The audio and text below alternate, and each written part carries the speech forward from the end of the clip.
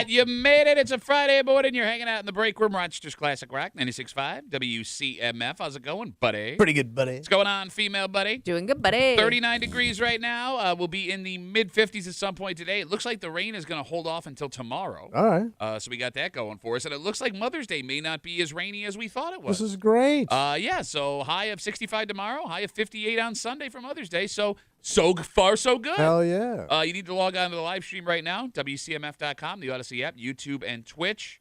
The Break Room WCMF on YouTube and Twitch. The heater continues. Tommy Muley is in the game-worn Dmitry Kalinin jersey. Mm-hmm. Did it get bigger since you bought it the last I time? might have shrunk. I think you're at the point. This was a jersey he wore in the preseason. You have now officially worn it more than Dmitry Kalinin. But the reason Tommy's back in the jersey, the Sabres are undefeated. Wow. When he wears the Dmitry Kalinin game-worn jersey in the first break on game day. So we're going to see if we can make it 3-0. Right. The only problem is there's a game Sunday, and we won't be here. I'll just wear it around the house. No, you're not taking it home. You're not. There's a game-worn Dmitry Kalinin pre-days. Honestly, he'll probably take better care of it at his house than it'll be taken care of in here. All right, I'm going to leave it up to you. I'm going to leave it up to you, Tommy, what you want to do with the jersey. I don't want the responsibility. Well, no, but if they lose on Sunday and you didn't have it on, that's your responsibility too. Well, what time do I put it on? Let's see. Same time? 6 o'clock. Yeah. Then take it off in 20 minutes? Yeah, exactly. Yes. Yeah. All right, so, Kimmy's in her Sabre stuff. You're in your Dmitry Kalinin jersey. I'm in my Chris Taylor goat head jersey. It's a goat head Friday here. Sabres fever has officially overtaken Western New York. And it's great because, I've been wearing my jerseys every day. Yeah. And I got so many people yelling, "Go Sabres!" or want to talk about the Sabres. Yeah. Like the other day, I'm driving down I'm walking around the building. This woman, she's got to be in her 60s, rolls out her window, "Go Sabres!" Wow. Like, yeah, yes. Which means with the fever having taken hold, there are going to be more people than just us rocking the Sabres gear to work today. All right. And when it comes to the jobs you are allowed to show your fandom, put on a jersey or a T-shirt or a hat, where is the line where it is too unprofessional to wear something like that? Let's start to your job? Yeah. Let me start like this. Let's say you walked into Wegmans today on your way home, and you saw multiple Wegmans employees in Sabre sweaters. Well, they kind of do that stuff with the Bills, so that would be on par. Okay, so you're that's appropriate. Yeah. All right. Let's say you go to get your tires rotated. Yeah. Right? And you walk into the mechanic's place, and 3 of the guys that work there are wearing Sabre sweaters. You're fine with that. Yeah. All right. Let's say that you get pulled over on the way home. Yeah. Right? And the cop walks up to your window. Yeah. And he is wearing a Sabres hat and Sabre sunglasses. So he's at a uniform. Well, I mean, no, he's in uniform. He just added a Sabres hat. Had some accessories. What an old man take. That's He's not in proper uniform. That's not professional. So you can't wear Sabre stuff as a police officer. No, they got to be in proper cop uniform. Why does it make a difference? Well, because they're an authoritarian. They're authoritarian. I don't think the cops want to be described as authoritarian. Well, I mean, they are the authority. No, they can tell you pull over, shut your mouth. I get out think of there's car. a difference between authority figure and authoritarian by definition. All right. Well, you know what I mean. Once you reach higher professional jobs, Okay. that people have to take you seriously. Mm-hmm. I would say All right, so firefighter, for example. Yeah. Okay, because there are several fire trucks in Western New York, Yeah, Buffalo, they'll have, Rochester. like a flag or something. Well, the flag's one thing. They'll have the logo painted on the truck. Oh, all right. Oh, I love how they do that. I want them to like me. Yes, in that case, it's okay. Yeah, they'll have Well- stickers on their helmets or something. Yeah. Something customized. I mean, they can kind of get away with it. What? You're such a bitch. Mm-hmm. You don't like it. You don't want to like it. No, But firefighters are cool. I like a firefighter. I want to be friends with her. I want the firefighter chiller. I'm semi-connected to the community. Not so even close. Yeah. Not even close. A little bit. When's the last time you saw Kimmy's husband? I don't know. A while ago. Have you seen him since he's become a firefighter? Yes, we've Yeah. seen him. No, I have. I mean, I was texting with him last night. No big deal. I was texting a genuine firefighter who makes chili and everything. But I think when you get to some of these professions, no, absolutely not. All right, so I understand that some people would be put off by a police officer or like a doctor wearing Doctor's something like another that. one, right. Although my wife may have something on over her scrubs today. I don't know. She's done it with the Bills before. Jazz? Yeah, is that a problem? I've seen No. How, She's one of the good ones. how strict are doctors' offices with scrubs? Because I've seen scrubs with patterns and stuff on them. I couldn't. Is it not allowed if you have like a team or something? I think it depends on where you work, because you're right. I've gone into offices on like Fridays before Bills games, and they have like the Bills pattern Cartoons or scrubs and something, stuff like that. Oh, all right. Let's back up for a second. Right. 252 WCMF as Tommy is rocking the goat head jersey again. He is 2-0 while wearing the goat head jersey on game day. If you went to see my wife, yeah, because she has a Sabres jersey, yeah, and you walked in, or she walks in the room and she's in that Sabres jersey ready to be a doctor. yeah, that would be off-putting. No, absolutely, that's fine. Why would that bother you? It doesn't bother me at all. You are such a lying bitch. Why would it bother you that the doctor? Why are you less of a doctor in a Sabres sweater? Well, it's a little off-putting. Why? Well, because you got to be like on point with my pimples and my spots. On point with my pimples. My bumps. Which is my wife's new reality show. On point with my pimples. My bumps, my rashes, that thing that won't go away on my ankle. But like, why are you less of a professional? You're not. But it's a little. I like people look like they're ready to focus. Okay. Focus on my stuff. I wouldn't want my doctor, my primary doctor. I got to go see my doctor at the end of the month for my physical. That's amazing how he changed it to his doctor, not my wife anymore. But go on, I'm sorry. No, we'll No. You say you're going to see your primary. Like a little bit more human, a little bit more relatable. I don't want them. You don't want that? I want them to be focused on my body. You tell me all the time. You have personal conversations with your proctologist while he's doing his job. Right. I do. You brag about the personal relationships you have with all your doctors. Yeah. You and your dentist are like best friends. Yeah. We text each other. I don't want my doctor wearing Sabre stuff. And he's a big sports guy. Yeah, he is. Huge. Yeah, he is. And he's got all the stuff. His whole office I saw him at the World Series. It's a hall. His office, Michael Mayer. It's a Rochester Baseball Hall of Fame because he's got everything in there. It is really cool. It's amazing.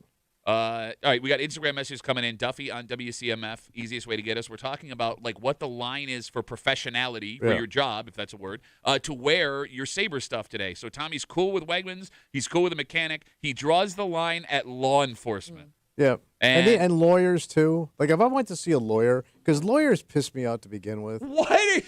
Because like some of them, but you need them. No, you do. In moments that you're desperate. Yeah. But like when I see these lawyers, like. Suit tie, right? That's what I want. Okay. I don't want ponytail and cowboy hat. I don't want this crap, right? Yeah, for some of these lawyers, ponytail and cowboy hat. They're out there. They're out there. With a ponytail? Ponytail. The national ones, come on. Nobody's taking you serious in your little cowboy outfit. If he's good at his job, if she's good at their job. Is he? Because he made that decision this morning. Instagram messages coming in. Duffy and WCMF, easiest way to get us. Kelly says, I'm constantly wearing my sports gear, and I work at a hospital. Tommy wants to know what hospital so he doesn't go there anymore. Dan writes, I am a professor going to a graduation today. Can I wear Sabre stuff over my regalia? Well, wait, he's doing graduation? Yeah, they're a graduate, like college graduation. Yes, Friday. Right? Yeah. So could he wear a Sabre sweater over the graduation gown? I don't know about education because I don't. No, I know that. No, I mean, I think a lot of these. You just called cops authoritarians and thought you were complimenting them. I think a lot of these professors are jive, man. Oh. You know man. We know some jive ass. Like, you kidding me, man? I know more than you. You know less than anybody. I could be professor at large, whatever you call them. You're my friend. Emeritus. Professor at large. Professor emeritus. No, emeritus? Is that what you're trying to say? At large. Man of leisure. Professor United Arab Emirates? Is that what you're doing? What would you teach? Don't wear a hat if you're a lawyer. 101. How to dress. How to dress. Cut the goddamn ponytail and hit the books. Okay. All right, so we've swung in two very different extremes here, right? Because, like, you know, it's low stakes what you wear to a grocery store or a mechanic. Sure. People aren't going to judge you for that. Right. It's high stakes if you're like an authority figure. I agree with you there, or someone that's going to save somebody's lives. There are jobs that have dress codes that are not going to change somebody's life. For example, we have folks that work upstairs here. Salespeople, management, and normally they wear shirts and ties or suits. It's like business attire. All right, let's say the office comes in today, and folks that normally wear suits and ties are wearing Sabre stuff. Is that appropriate? I mean, you out on sales calls? Yeah. What if the guy you're selling hates the Sabres? Why would they hate the Sabres? Maybe they hate him. I don't know. Maybe they hate the Sabres. No, it's not cool. You got to be closing, man. Let's say they're not business. They're not leaving the office today. Oh, if they're not leaving the office, I guess. Who cares? Go ahead, have your fun. Good. Have your little, care. have your You little care. jokey jokes. You're doing the jokey jokes over there with the Sabres stuff. Because they say if you're in business, if you're in sales, never wear an outfit that tells a story. You don't. You don't wear a tie that tells a story. You don't wear an outfit that tells a story. No, like you say it. You don't walk in with your personality on it- your sleeve. You say it so serious, like you have ever had a real job in your life. I know. I've been around, baby. No, you haven't. I've seen it. I've seen the top guys, You've man. had 3 jobs your entire life. Yeah. 2 of them you were awful at. I didn't see you cut meat, so I can't comment on that one. Rich writes us on Instagram. What was he saying? He says some companies have casual Friday. You'll see Sabres gear in a lot of All right. office Well, settings. if it's the office dictate, then yeah, they are the That authoritarian is not figure. the word you're trying to. I mean, if I think these college Dictator. professors are their jive. If that's the office dictate. no, but if the commandant says you can do it, you do it. No, that was a better way to say it, actually. You tried to screw it up, and you backed into it in that one. How are you so stupid? You're so stupid. Maybe it's his jersey. Yeah, it's got to be I'm what it getting is. dizzy from the cologne. in Okay, this look, thing. I'm not Dimitri Yeah, Kalinin. I don't know we what don't you know where want the from me. clone came from. I don't either. It's 100% It is 30-year-old Russian cologne. It is like buckets of stale something. No, like tonight we're going to talk about this later. You know, there are going to be folks that go out to watch the game. Yeah. And Kimmy, it does feel if you're going to a bar, you have to have some kind of Sabres something on to let the bar like it. You know, you can go to a Bills bar, and I think everyone assumes you're a Bills fan. Right. Yeah. Yeah. It doesn't feel that way with hockey right now. I think I also think it's interesting because the Sabres in the playoffs are such a new thing for a lot of places that like nobody's found their regular spot for Sabre game viewing. Well, any yet. sports bar is going to have it, right? Yeah, they will, but you know how like everybody has a place they go for the Bills game. Like there are regulars Yeah. for those spots, and I don't know if people have discovered where that is for them in terms of watching the Sabres. No, you're right. And going even further, like there are, bars that are known as Bills bars here. Yeah. now, Oh, sure. Right? Right. Like, the Yeah. Bill Grace Tap Room in Shiloh, you're And going there are for a bars Bills that have shown the Sabres games, but not ones that have like made it appointment watching television. There you go. All right, so find your place, get comfy, put on your Sabre stuff. Do not feel shame. Excuse me, I got the hiccups. Yes. No matter what Tommy says. Enjoy. And, all right, take that home and put it on Sunday at 6 a.m. and send me the picture. So we I can will do it. Post it on. I will do that. I will do it. If anything happens to that jersey, I swear to God. Can I sleep in it? Sure. I picture him sleeping like a vampire, so Upside it's not down? like he's gonna toss and turn a lot. Hanging upside down in the closet. Oh, by the way, before we move on, Rick wants to know, Kimmy, what would it sound like if Tommy was calling around to find out which bars were showing the Sabres game? Excuse me. I don't like hockey, but do you have live music? We have a Dynamite. Do you have live music? Kind of breaking for you this morning here on CMF. It's Friday. You know what that means. Oh, a little creepy time. Yep, Creep Cap, all the disgusting things Tommy said all week long, coming at you just after 7. Also just after 7, we have stumbled upon a very interesting piece of information. Oh. We have in front of us the median price for every home in every town in the greater Rochester area. Bend over. Top to bottom. And here's the thing. Look, Yeah. one, the top end is a little bit surprising, and we'll get into that. The bottom end is also a little bit surprising. I would think. When I say bottom end, I don't mean like lowest of towns. I mean lowest of prices. But somewhere in the middle, there is a bang for your buck. Oh, all right. A place that you're surprised has such a low median home income. I get quality for my money. You got it. And just after 7 o'clock, we will figure out what is the best bang for your buck when it comes to buying a house in the greater Rochester area. And we'll do it just after 7 here in the break room on CMF, plus a whole bunch more. But first, Tommy. Yeah, buddy. It's not just hockey that's taken over, right? The seasons are changing. Lilac Festival coming Well, up. it's today, right? Does it start today? I think so. I think so. Sure. Put your Sabres jerseys on. Go out to the Lilac Yeah, Festival. do that.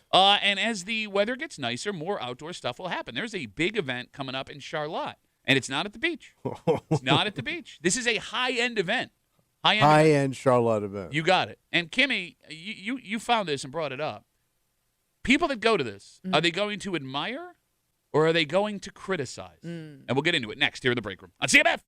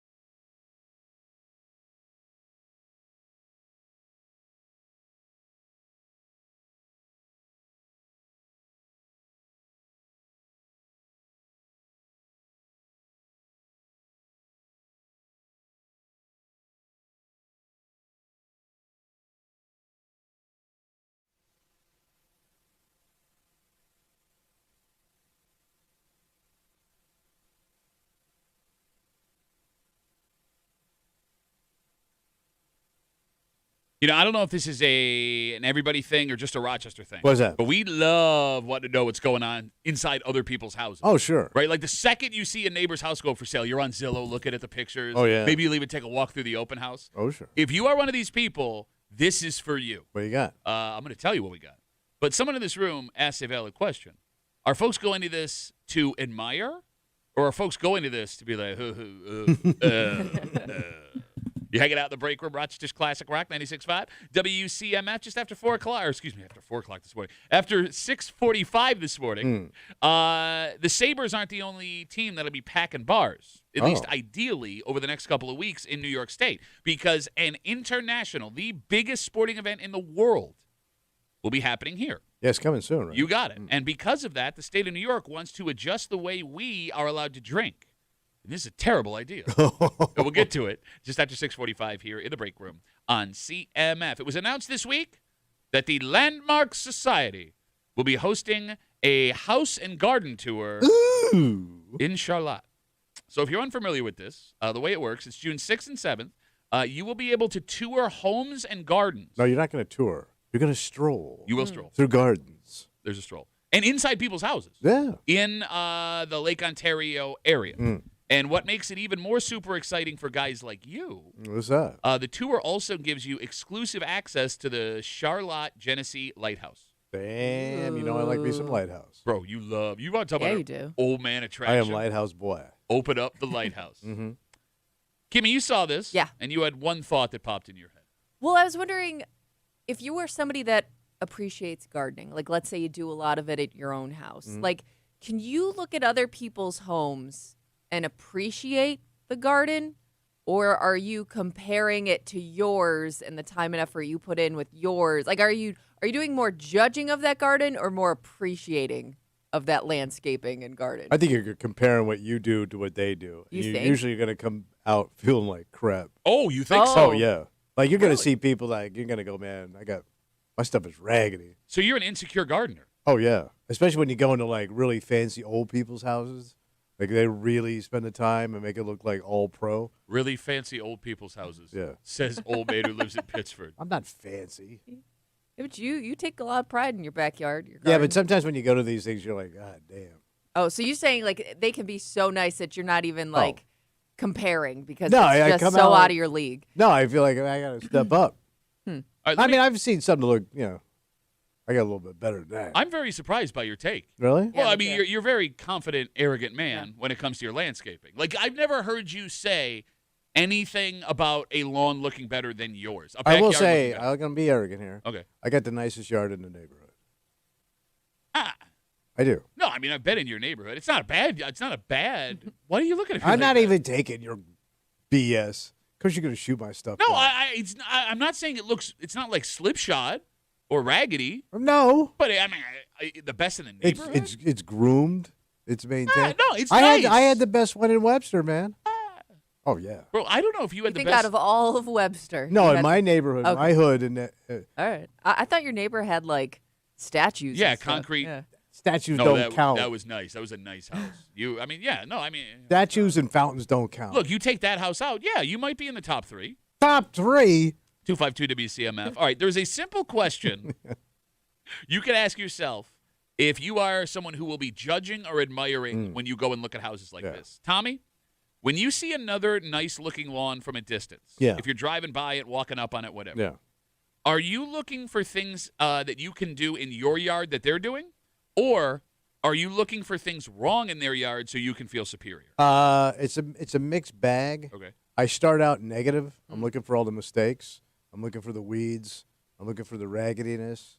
And then if it's all on point, then I start looking for, maybe I should do that. So you But I come in negative. okay, so always do. You want it to be bad. You're Oh, looking, yeah. You're looking for the flaws. Yeah. Kimmy, are you the same way? Not yet. Because I don't think I'm a relatively new homeowner. I'm still getting into the gardening thing. So for me personally, it's out of my league. So I can appreciate those things. All right, let's take gardening out of it because this is also a home tour where you're True. going to walk Oh, around okay, inside Right. people's yeah. homes. I think the same goes for that too. All right, so you're Yeah. telling me if you walk into a friend, family member's like new house place you've Yeah. never been before, you are looking for the good things, not the Oh, bad I mean, things. I'll get jealous for sure. Okay. I don't know if that Yeah, look, I see the good things. I don't get you guys. What do you mean? I think I'm more apt to give people the benefit of the doubt. Well, you don't care what your house looks like. That's not true. Yes, it is. No, it's not. You could care less. I mean, you say your you wife don't, takes really. care of things, but you don't care. No, it's Yeah, not you that, say you don't care right now because the kids are young. It's not that I break don't- stuff. See now what you're trying to do because I hurt you with your lawn. I see what you're trying to do. I'm not gonna take your bait. You just like your daddy.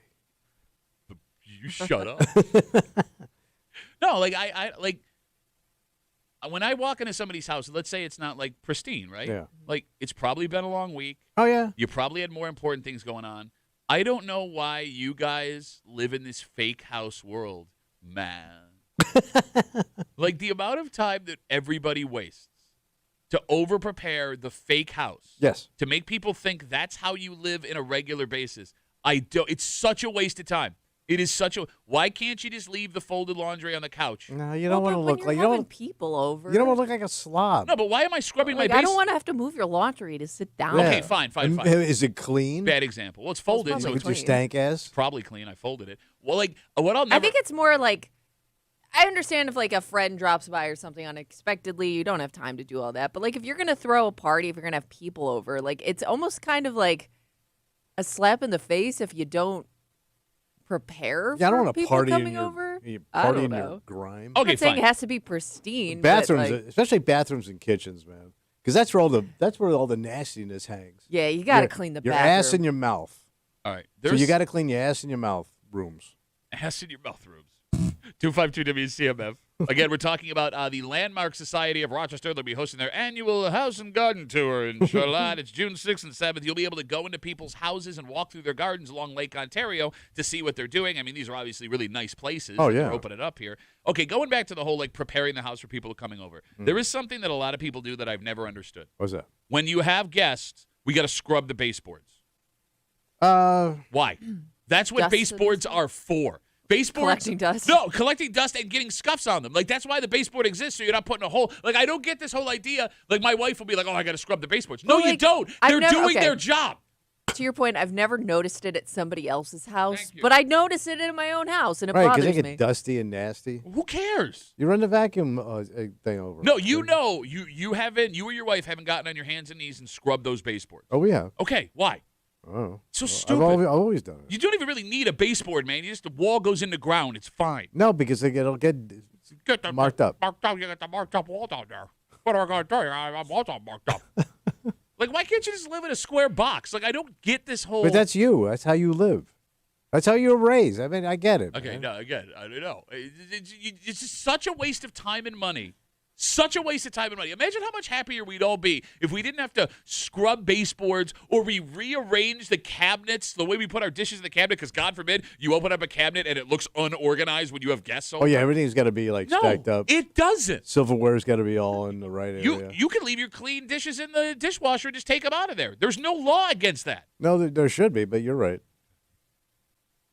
The- I am happy when everything is organized and clean. Okay. Yeah. I don't like when there's like chaos. No, there's a difference between being happy when your stuff is No, organized and it clean. feels peaceful. I Yes. get it. No, that's fine. If that is you, There's a that's calm. if you are that person, I'm not going to judge you. Where I get pissed off What's that? when you judge other people for Oh, I'm not. judging Magoo, and so is my wife. Like she'll point things when we come out. We'll point things out to each other. To your wife. Oh. What? So when you go to my house and you walk out of it, She was blown away how beautiful the place was. we She both would know that's a not lie. We say- both know that's said, a lie. "Oh my God. Really, So beautiful. the circumference of the hole in the drywall that my daughter's elbow put in there that we haven't fixed yet. Dalton writes us on Instagram. Dalton. Duffy on WCMF, easiest way to get us. He says, spot clean daily, deep clean twice a week. Man, that's insane. I have never deep cleaned twice a No, week. that's a lot. Hospitals don't do that. I don't think. Yeah, well, that's why, they got that staph infection problem. What? No. Like, to the people that are opening their Yeah. homes to this Landmark Society tour, think of the anxiety that they are going through. Oh yeah. Why would you want that? I don't know. Well, because they have such nice houses. Okay, but And they usually give out a lot of these events. a They will competition. award Yeah. the best garden and the best home, the best this and that. And they all you'll see plaques in their garden, like when they won those awards in the past. Okay, and that's fine. You're being competitive, whatever. But like counterpoint, there are going to be 50 to 100 well-to-do people walking through your house to either admire or judge it. Why would you want that? So you know who wins this? So you know who is the what's the guy that always from Africa always wins the race? The Kenyans you're talking about? The Kenyans. Yeah. You know who they are? The Kenyans of home and garden shows. Who's that? Male gay couple. They dunk it every year. You're right. When you go into an older pristine. gay men's house, just that's it. You're right. It's Gretzky. The Gretzky Done. of gardens. You're done, man. You can't compete. Well, like, so if you were going to describe like a heterosexual couple's house, like you walked in and you looked around, you would say something like, it's a nice house. That's nice. Yeah, they did a nice job. And then if you went into like a couple, like a lesbian couple's house, and they, you're yeah, not bad for okay. But if you went in to see two gay guys home, hey, at least those gay guys, they really know how to do their garden. My God, a beautiful decor. You see those baseboards? I can't think of another situation. Somebody was on their hands and knees scrubbing on boards. I tell you that. every time too far. Every time. I know. No, they're just scrubbing baseboards. That's I know. I said. How else could you scrub a I baseboard? said scrubbing the baseboard's too far. You don't need Let to do this that. That's go what on I'm too saying. long. The other thing, I'm just saying I'm pretty clear. I'll tell you what. I can't think of another situation where you're in a competition with your neighbors. I thought every day was a competition with your neighbors. Well, when you but an leave. official Yeah, this is people vote on yeah, it this is a and race. tell Okay. you have Yeah. the best house Yeah. in the neighborhood. Yeah. There's no way those neighbors talk to each other. Unless they're like exchanging tips and Not a stuff. chance. Okay, so you say they all hate each other? I don't know if they hate each other. I just don't think they have any type of relationship. I Okay. think people that have it's weird. Like I know you're walking through those homes, but I think there are also people that really value their privacy. So frenemies, you're saying? Yeah. Yeah, probably. I don't know. I don't know how. If you live in that world, Yeah. Like, because there's a certain, they all have different levels of what the yard and house should be. So Okay. there's got to be like somebody that's falling short. No, I understand what you're saying, but I've also noticed, my wife is now in this garden land. Yeah. And our Garden land. garden land. And you guys have seen, my wife she just grows all of the plants, and they're slowly taking over my house. Yeah. And it's very scary. And It's she like, does a lot of vegetables, fruits, everything. yeah, everything you can think Yeah. of. It's Jumanji at my house. But like my wife will like exchange things with other gardeners. Yeah. Like, leaves that you Yeah. can grow in Yeah. other trees and seeds and things like that. Like it seems like a very communal kind of. Yeah, it's different. I think when But it's this a is like hobby versus lifestyle versus Showroom. way of living. Yeah. You want the craziest part of the story, by What's the way? This is not a free event. Oh, no, they charge you. $38 a ticket. Yeah. Damn. $38 a ticket to go walk through other people's is houses. So there's communities around this country where this is like huge. And my brother and sister used to go to these. But So they would hate doing it themselves, though, right? Because they don't want people Oh, on yeah. their property. Well, everyone's going to vote for your brother when he's got the gun with the silencer on his That's so true. So my brother lived in Cape Cod, Provincetown, which is way out on the tip. Okay. Yeah. They hold one of these once a year, and they would go up for the weekend to tour these homes. Wait. And Damn. I don't even know what they pay again to walk through them, but some of these places serve you drinks and food. God damn. It's out of control, man. It's almost like a block party for like lame asses. All right. I mean, look, if you're into it, have fun. I got stuff to do. I know, but some people are into it. Hey, good for you guys. You know. Good for you. I love how you try to play like from the outside. Like, yeah, I don't get it, man. I don't understand all the things I do all day, every day. The biggest sporting event on the planet is coming to New York State. Yeah. And it's not going to be near us. So unless you want to have to travel 6 hours and spend a literal fortune. Oh, yeah. You think these Sabres tickets are expensive. Holy crap. Yeah. It's not going to apply here, except it might anyway. Yeah. Because New York State, in an effort to get everybody involved, are changing some things. We talked about a party that they're going to be throwing downtown for Team USA. But any game you want to see may now be accessible, no matter the time. Oh. If you want to watch it in a bar. Mm-hmm. And what the state of New York is proposing, I'm telling you right now, is going to be a terrible idea. Terrible idea. Oh. And we'll tell you what it is next here in the break room on CMF.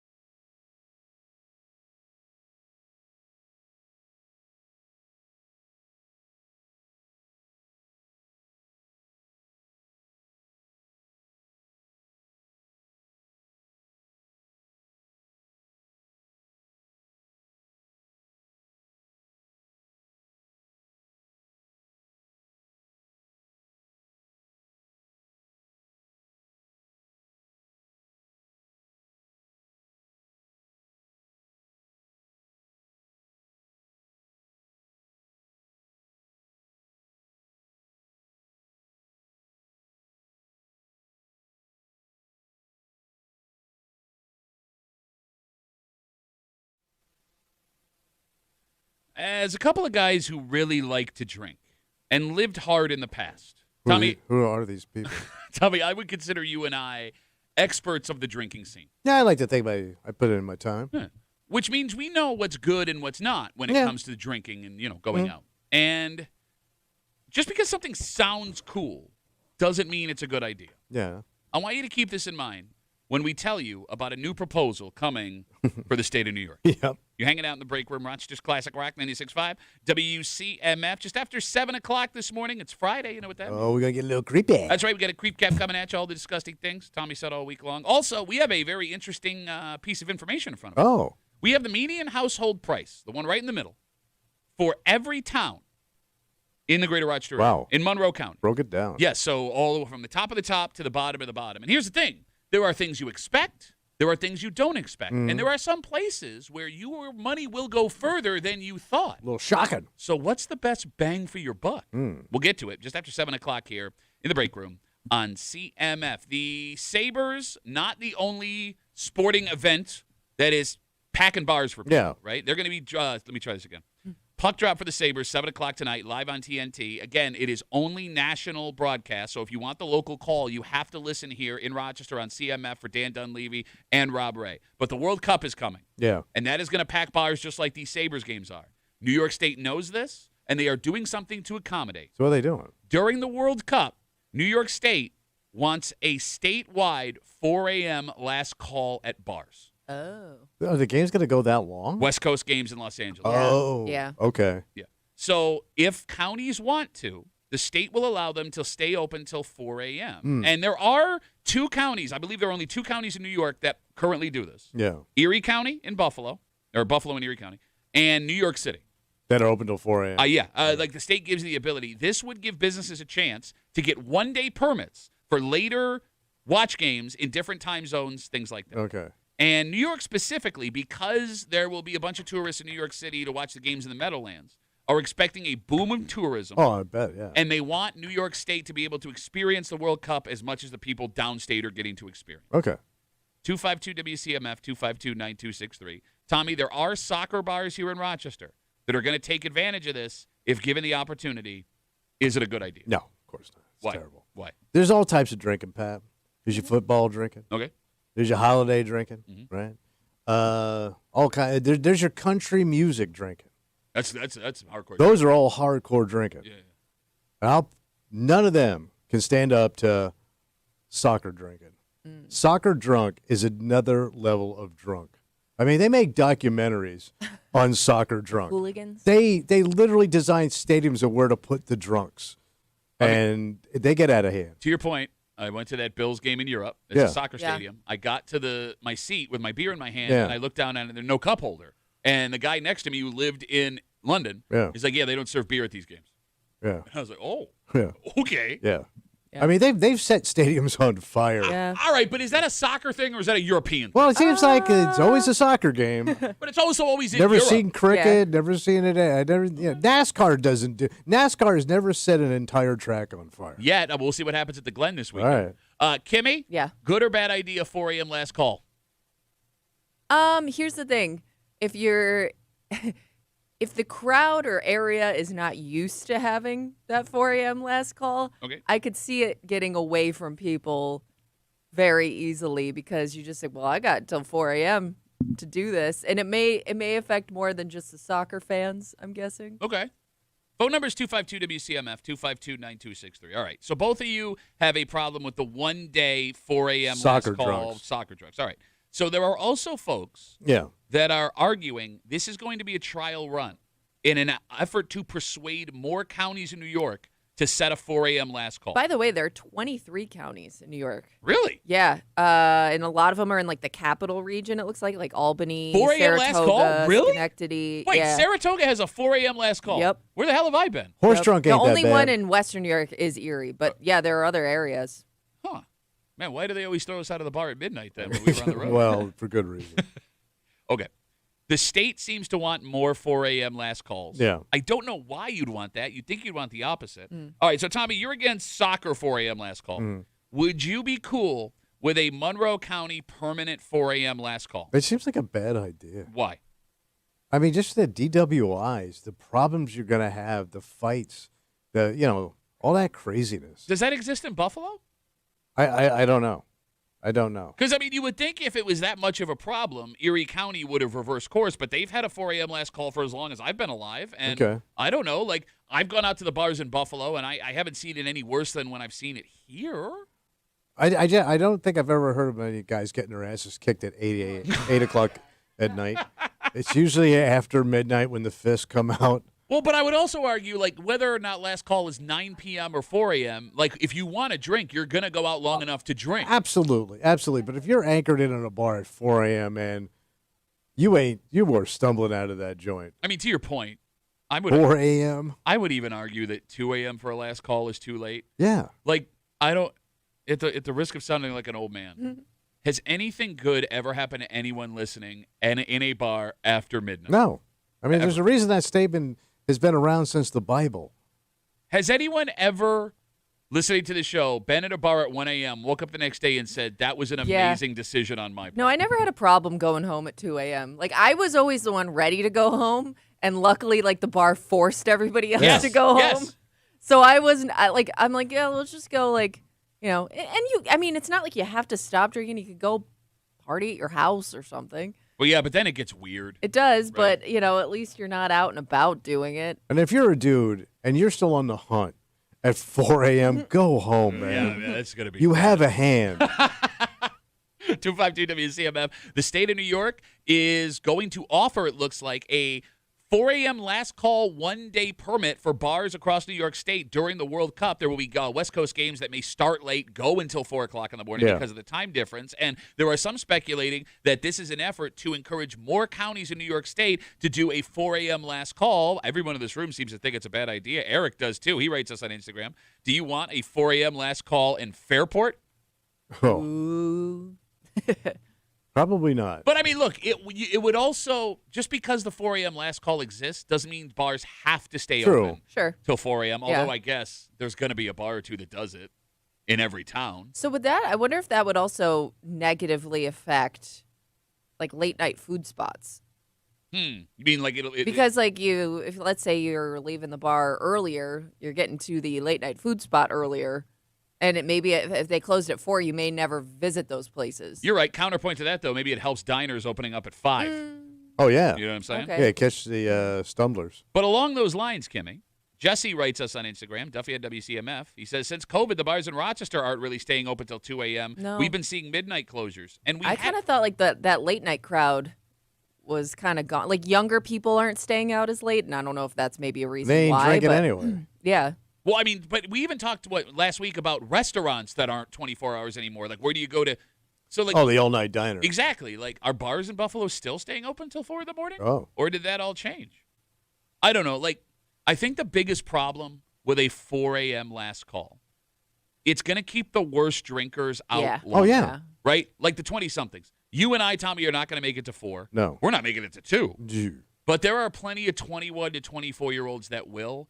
And, I mean, look, not knocking the kids. We were all this way. Yeah. That is the age you are notorious for making the worst decisions. Right. Right? Yeah. So you're just going to add 2 more hours of drinking. You're going to hurt yourself. Oh, we got a ton of Instagram messages coming in. Duffy on WCMF, easiest way to get us. Brian writes, 4 a.m. last call is a great idea because it gives bars and restaurants that are struggling a chance to make more money. Thoughts on that? Well, yeah, but the reason they're making money is because these kids are getting in the bag. Yeah. I mean, that's why you're making more money. They've been sitting there drinking for another 2+ hours. But we're talking freedom, buddy. I get it. Freedom? Oh, I thought this was America. And I wonder if you ask a bartender who would have to deal with all those problems and make that decision on when to cut people off and when to keep serving, it may complicate things for them, too. I don't know. Yeah, okay, I get what you're You saying. want to keep serving a 22-year-old at 3 a.m.? Yeah. Oh, my God. That's a disaster. Well, but if you were 22, you would have wanted that. Oh, yeah, but I'm just thinking of the guy that's got to deal with these drunk-ass kids. Okay. And we all were that drunk-ass kid. And you would not want to see your own self at that age, that drunk. Matt wants to push it even further. Yeah. He writes us, I don't think the state should be able to control how late any business is open. 24-hour bars. It exists. What, New Orleans has it? Vegas has it? They do? Vegas has 24-hour bars. Don't Wait, do don't they? anything. Don't do anything New I don't Orleans know. does. I think so. Can we Google where there's 24-hour drinking? I'm almost positive Nowlands does it. Yeah, that makes sense. I guarantee. It's a disaster, man. There's a reason why that town smells like that. Well, that's just you shouldn't do anything that a tourist town does. No. Like, it makes sense why Vegas or New Orleans would have that. Right. Right? But like, I don't even think Miami does that. Yep, Vegas, Atlantic City. I'm not seeing. New Orleans isn't? Hold on, let's do some research. Well, like, while you're looking, like, it is funny to me. Like, New York City has a 4 a.m. last call, and I believe they're allowed to turn around and start selling beer again at 7 a.m. Yeah. 7 or 8 a.m. It's just a 4-hour difference. Yeah. But you don't, but like, think about this, in Manhattan, it's a public transit town. Okay, yeah, that's a good point. You know what I mean? It's a little different there. Yeah. No, you're not wrong. Like, you could get home to Brooklyn on a subway. He's not wrong. Ellie writes us on Instagram. Who the hell in this economy can afford to stay out till 4 a.m. drinking their face off? A counterpoint to that, if we want to talk about recession-proof businesses, it is alcohol and bar. I mean, that might be the reason why you're staying out till 4 in the morning drinking your face off. Although I guess you could just get a 12 or a 24 and drink your. Or buy a bottle and go home. Yeah, you're probably right. I don't know. I would love to hear from bar owners. I mean, we're late in the break here. Yeah. But like, are you seeing less business or more business as things are getting rougher for people? Because it doesn't look like Fairport's struggling. No, that's where all the business went. Right. So I don't know, and I guess maybe it doesn't affect kids because they were going to spend their money on booze anyway. Yeah. Like the more well-heeled places, folks that serve alcohol to 30, 40, 50-year-olds. Oh, the white wine set, yeah. Oh no, I'm talking even like bars, beer places. Are those places getting hurt by that? Because those are the folks smart enough to make an economic decision. I'm not going to spend my money. Okay. You know what I mean? Yeah. Whatever it is. Enjoy. And by the way, just because a place is open till a certain time doesn't mean you have to stay there. That's right. Just saying. Yeah, but you're always going to have a buddy that wants to, and that's the problem. You're right. And you don't want to disappoint them. Yeah. Can't leave them there. It's Friday. Oh, let's get creepy. All the disgusting things Tommy said all week long. We got a creep cap coming at you. And, there's the place you drink, and there's the place you live. Mm-hmm. And, growing up, if you grew up here in Rochester, you kind of had an idea of where you were going to lay your head if you stayed here. Yeah. Well, the prices of homes over the last 10 years has changed that for a lot of people. We have a very valuable piece of information. Oh. The median home price for every town in Monroe County. Damn. And there are surprises at the top. There are surprises at the bottom. There are also places that are sneaky good. Oh. And we need to figure out where the best bang for your buck is when it comes to buying a house in Rochester. And we'll get to it next here in the break room. Let's get it.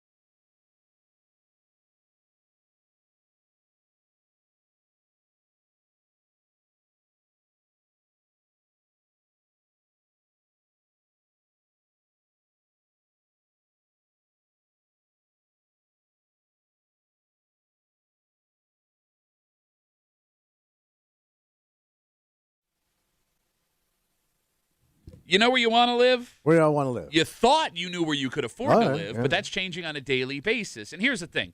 There are a lot of people that, if they can buy a house at all, if you grew up in Rochester, you're disappointed where you end up. This is not the town you thought, Kimmy, you would raise your kids Probably in. not your goal. Exactly. Yeah. But based on the information we have in front of us, there are some places, sneaky places, that will give you way more for your dollar than you would get anywhere else. Sounds like a great deal, Pat. You're hanging out in the break room, Rochester's Classic Rock 96.5, WCMF. We'll get to that in just a second, but it's Friday. Yeah, buddy. Tommy runs his mouth. Sometimes gross stuff comes out. Most of the time, gross stuff comes out. All the disgusting things Tommy said all week long. It is the Creep Cap, and it happens now on CMF. Tommy said it, and we all regret it. It's the Creep Cap on WCMF. Grayest Cooch wins this argument. God damn it. Okay.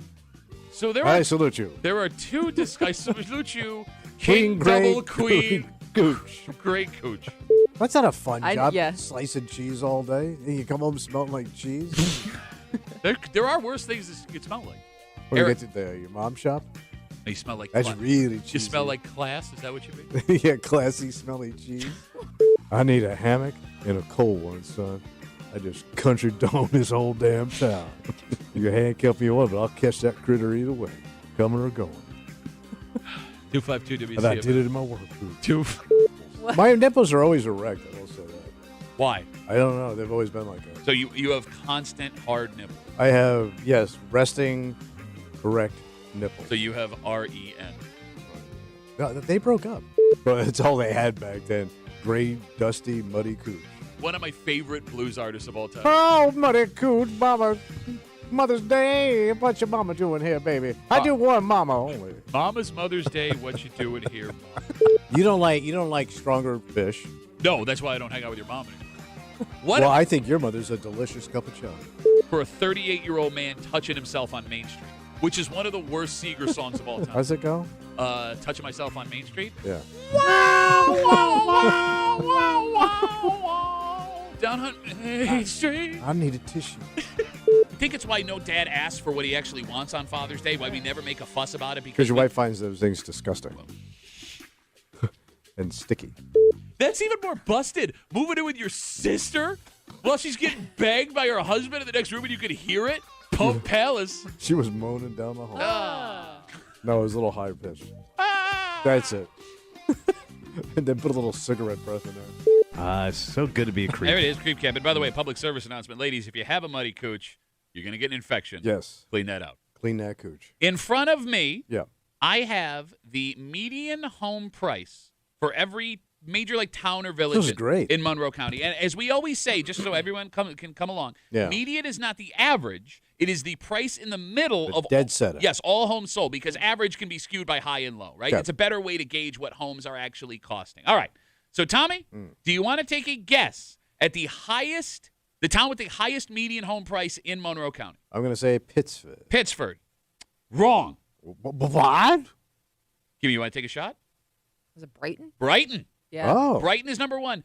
$572,000 is the median home price in Brighton. A lot of people have been priced out of Brighton. Holy crap! Yeah. Over $500,000. But the second highest median home price is Pittsford? Yeah. no, What? it's Victor. Damn. $494,000 is the median home price in Victor. Pittsford is now third It's a bargain. at $472,000 median price. Yeah, a bargain. $472,000. And by the way, Pittsford right now is only slightly ahead of Penfield at $452,000 median price. So your top four, Brighton, Victor, Pittsford, Penfield, all of them over $450,000. Is this surprising to you? I mean, the towns are where they fell is. And I'm surprised Fairport's not in there. Okay. Yeah, Give it time. We'll get to Fairport. And you're well. It's funny you say that because you may be surprised by that too. And here's the thing. Yeah. The information we're giving you right now that Brighton, almost $600,000, Yeah. Pittsford, almost $500,000, it does nothing for most folks listening who can afford a $500,000 home. So let's talk the lowest median home price in the greater Rochester area. Who's low town? Yes, and we're going to stick with the suburbs because it's really hard with the city. You got some homes that cost $50,000. You got some homes that cost $1 million. So Tommy, tell me the town with the lowest median home price. Low town? Gates. Wrong. What? Kim, you want to take a shot? Was it Chilai? No. Oh, okay. It's Irondequoit. Wow. yeah. With everybody moving in? That's why everybody's moving in. Oh, but yeah, but usually the move in starts driving up the price. The median home price in Irondequoit right now is $248,000. That is the lowest median home price in Monroe County. Greece was next at $262. Hilton next at $265. Brockport was next at $270. Then Gates. How much? $275,000 median home price. So Gates is fifth from the bottom. And here's the thing. That's a bargain. It really is. Except if you wake up, you're still in Gates.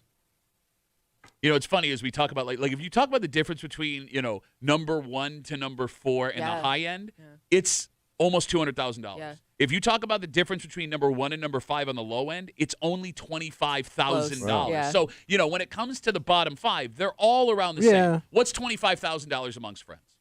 So I'm going to ask you this question. What's that? The phone number is 252-WCMF, 252-9263. Kimmy, you had asked about Fairport. Yes. The median home price in Fairport right now is $342,000. That is a full $200,000 less than Victor. Yeah. What town gets you the best bang for your buck in Monroe County? 252-WCMF, 252-9263. Brighton, Pittsford, Victor are very nice. Yeah. But I am convinced there is no town worth $500,000. I don't care what you tell me. The town where you're going to get the most for the least amount of money is... Wait, just based on buying right now? Buying right now, the most you will get for your dollar is what town? I would think Greece. Town of Greece. Why would you say Greece? Because it's the biggest town. Okay. Right? So they probably have way more to it. There's more there. You got a ton of schools. It's probably the best value. You would argue, despite the fact that you crap all over Greece every day. Well, I crap over the whole west side. Okay. But you also just picked the west side. Yeah. I did. Yeah. Well, because I was thinking, like, what's the best value, like, what's going to hold its value in 20 years? Okay. That's Fairport. You think so? Oh, yeah. Well, I don't know, man. Like, you see what's happening with the bars. Maybe that scares people. Maybe that drives people out. Hasn't yet. Kimmy? Yeah. What town is the best bang for your buck in I'm just Monroe picturing, County? like, the towns that are expanding, that are growing. So it is a lot of those, like, towns on the outskirts, like Brockport, like Hilton. Your town. Yeah, like Henrietta. Like, so I guess I would think you'd get more bang for your buck in those places that are expanding and growing, more so than, like, a place like Irondequoit where, it's like a higher population. It's on an island. Yeah, It's its own island, yeah. essentially. So you brought up Henrietta. Yeah. Henrietta is same as Gates, $275,000 median home price. And living in Henrietta, you're right. There's a lot to do. It's wide swath. Yeah. The town, Everything's there. the And town. more and more businesses moving in. Exactly. Yeah. Like I love living in Henrietta. It's But great. you live almost not in Henrietta. I would love living in the middle of Henrietta. Yeah. I would prefer to live in the middle of I know. Henrietta. 252-WCMF, 252-9263. And by the way, people are writing me on Facebook. Yes, I get it. I said Monroe County, but Victor and Canada were on here. Greater Rochester area. Yeah. My apologies. What town gives you the best bang for your buck? I would argue it's Irondequoit. Okay. Because Irondequoit's very interesting. It's the lowest on the list right now for median home price. It's a nice place. It is. It's older. It's getting younger, but there's still the old set there. I understand. But the homes are old. But I'd like that. Yeah, until you got to maintain them. Bro, have you been inside a new house lately? Yeah, I was going to say, I'd argue, like, I know people that have built that have had more problems than people buying these really old homes for whatever reason. My house is made out of crackers. It was built in 2006, and my house is made out of but those crackers. are those good, strong crackers. No, it's even a cheap cracker it was made out of. All right, so you buy an older home. All right. Yeah, look, Irondequoit, nice place. They have nice people. The wives make the coffee for the husband. Oh, that's right. Okay. That place right now, being the most affordable suburb to live, is shocking to me. All right. Like, because I've never met anybody that has lived in Irondequoit that said they didn't like living in Irondequoit. Yeah. I've met people that lived in Greece that didn't like it. I've met people that lived in Henrietta that didn't like it, Gates. All of them. I've never met someone from Irondequoit that's like, yeah, I got to get the hell out of here, man. Yeah, usually you're like, you're Irondequoit for life. Yeah, like, think about all Your the people. lifers. Yes, your ex-wife is a perfect example of it, right? Yeah. Like, her family stayed there forever and ever and Oh, ever. yeah. Right off the boat. Sicily to Irondequoit. Yeah.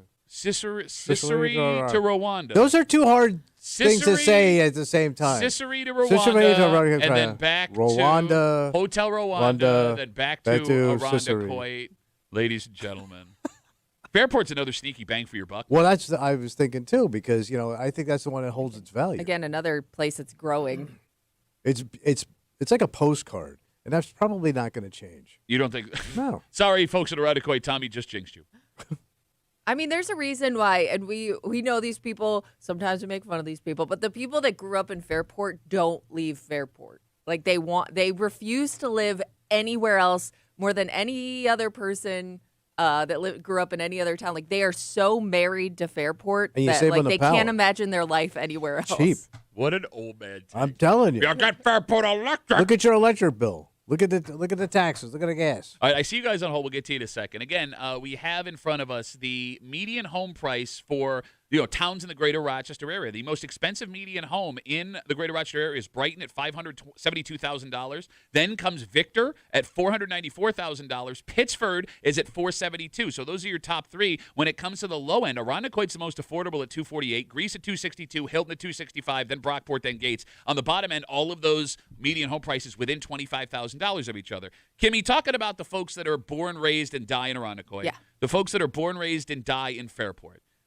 When you meet someone that stays in the same town their entire life, your first thought about that person is that never they leaves? are born, they are raised, they buy a house, and they die in the same town. I don't know if I have like a specific word for that person. Oh, I do. What's that person? Italian. I mean, yeah, I do assume that they're very close to their family. Like We know people that will not leave. Yeah.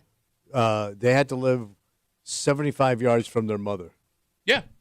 Like they will not leave. I'll just say it out loud. Sandy down the hall is not allowed to. She was born in Greece, grew up in Greece, bought a house in Greece. She's Italian. Never leaving Greece. Yes, she lives down the street from her parents because she's afraid if she moves to the east side, she won't see them enough. Yeah.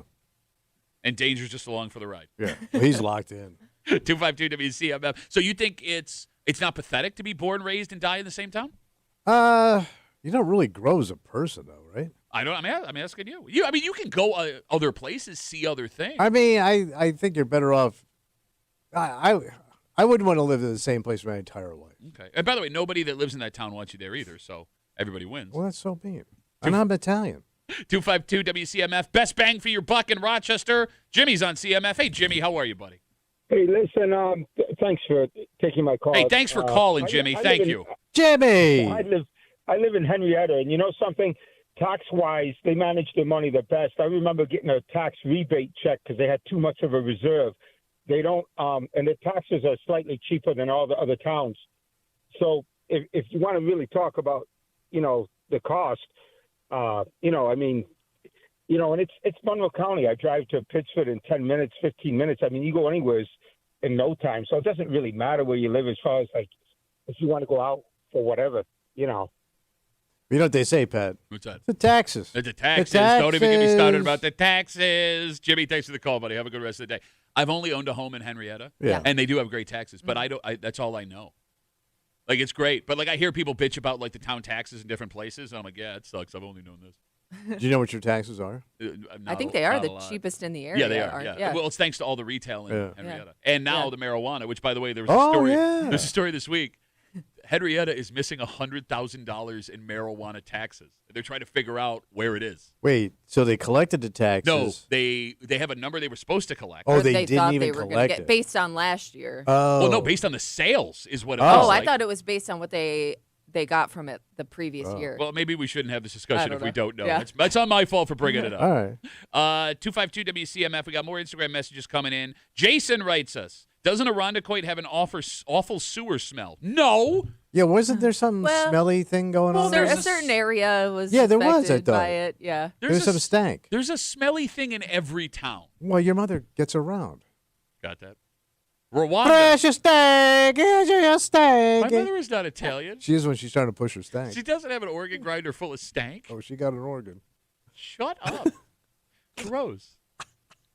As we have this conversation, it is a little bit of a mind F because it's insane that the cheapest middle-of-the-road home in a Rochester suburb right now will cost you $250,000. Yeah. Let me say that again. Oh, it's not going to be cheap No. wherever you're going. But, Kimmy, the least expensive Yeah. middle-of-the-road house is in Irondequoit, and it's $250,000. And I think that's important we keep it in context as we have this conversation. Because when we talk about $575,000 for a home in Victor, that's not a house that stands out in Victor. You understand that, No, right? it's not a mansion. No, that's a place that fits in. That's middle of the road.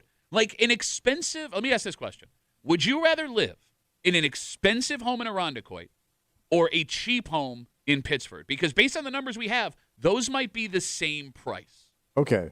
Where do I want to live then? You can have a really nice house in Irondequoit or a cheaper home in Pittsford. House versus area. Yeah, what would you rather have? Oh, I'm taking Pittsford. Why?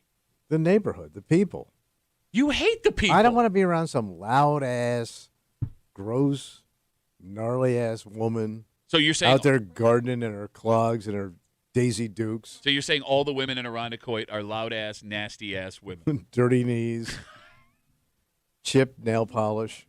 Well, they're gardening. Tatted up. Oh, my God. The tatted up gardener? Tatted up. That'd be a great book. The Tatted Up Gardener. It's so the people are loud. There's a lot of loud. There's loud everywhere. It's Rochester. No, but loud hangs out. There's certain loud towns. Oh, my God. If you're a low town, you're a loud town. Kimmy? And you're a tat town. When you're a loud town, you're a tat town. I'm over here and I'm tatting over here. Kimmy, would you rather have a really nice house in Irondequoit or a I'd lower? take a nice house in Irondequoit. So the Why house not? matters more than location to you. Yeah. He's still in Rochester. Like, I mean, again, like you're never. It's not like if you live in one of those areas, you're totally isolated from the rest of Rochester, the greater Rochester area. It does, Well, you know a guy You who can lives get in Pittsburgh wherever you never want. leaves his house. Or there's a house. There's a house. And I mean, Irondequoit, I would argue, is the most centrally located place of all the places we're discussing. It's the Henrietta of the North. All right. You're on 104, you're on 590. Yeah, it's you're a right quick there. jog to 390. You can get out of there quick. 252 WCMF, we had asked the best bang for your buck towns in the greater Rochester area. Mark's on CMF. Hey, Mark, how are you, buddy? Hey, good morning, guys. So here's the crazy thing. Penfield, that's a scary little town because think about how high up on the list it would be if it didn't have that busted trailer park. Every town has a trailer park in it. Pittsford has a trailer park. Where's the trailer park in Pittsburgh? There is a trailer park in Pittsburgh. Is Yeah, there actually is. Yeah. There's one in Fairport. Yeah. They're sneaky. Yeah. Are they high end? Like you got to have a Like golf quaint. cart? To, No, Yeah, they're- they're high-end trailer parks, Yeah. you jackass. Yeah, they have marinas Well, and hey, I golf don't know. courses. Because let me tell you, the one in Penfield is low brow. How often do you go there, Mark? Well, he's got to beat women somehow. Yeah, that's right. I mean, players got to play. But no, I mean, I used to, run a lot of service calls back in the day. And Is that what you're calling it? Right.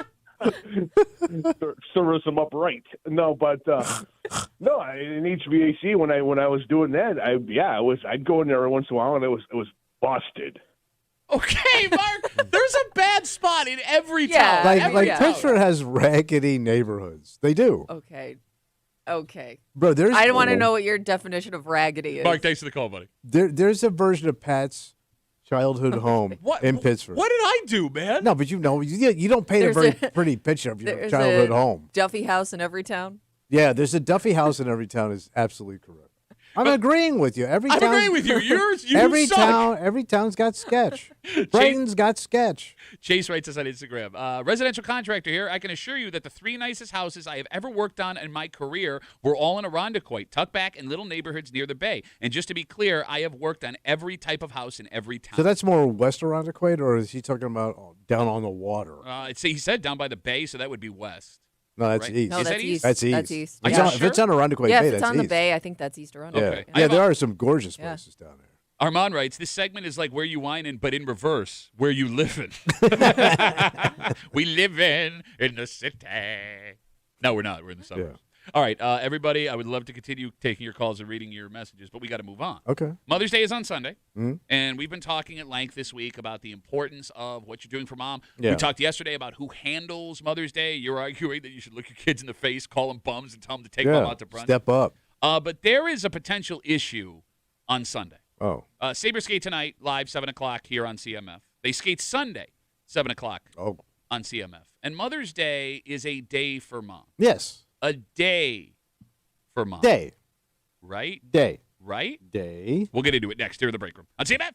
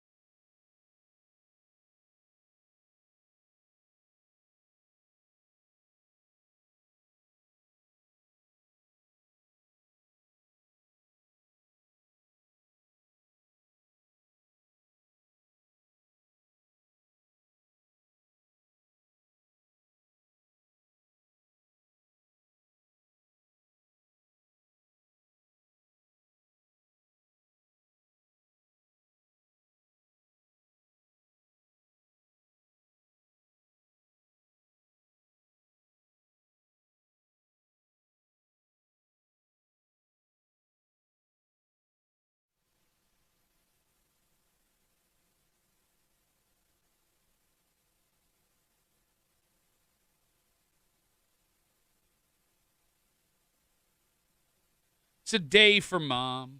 Oh, yeah. A day. A day. A day for mom. At least that's what a lot of guys are going to be making the argument for on Sunday. Yeah. Because we got a problem. And if you handle this the wrong way, even if your wife, mother of your children, was not expecting a full 24 hours, you're going to be in a world of hurt, son. Oh. You're hanging out in the break room, Rochester's Classic Rock 96.5, WCMF. So there are two things we've been talking about a lot this week.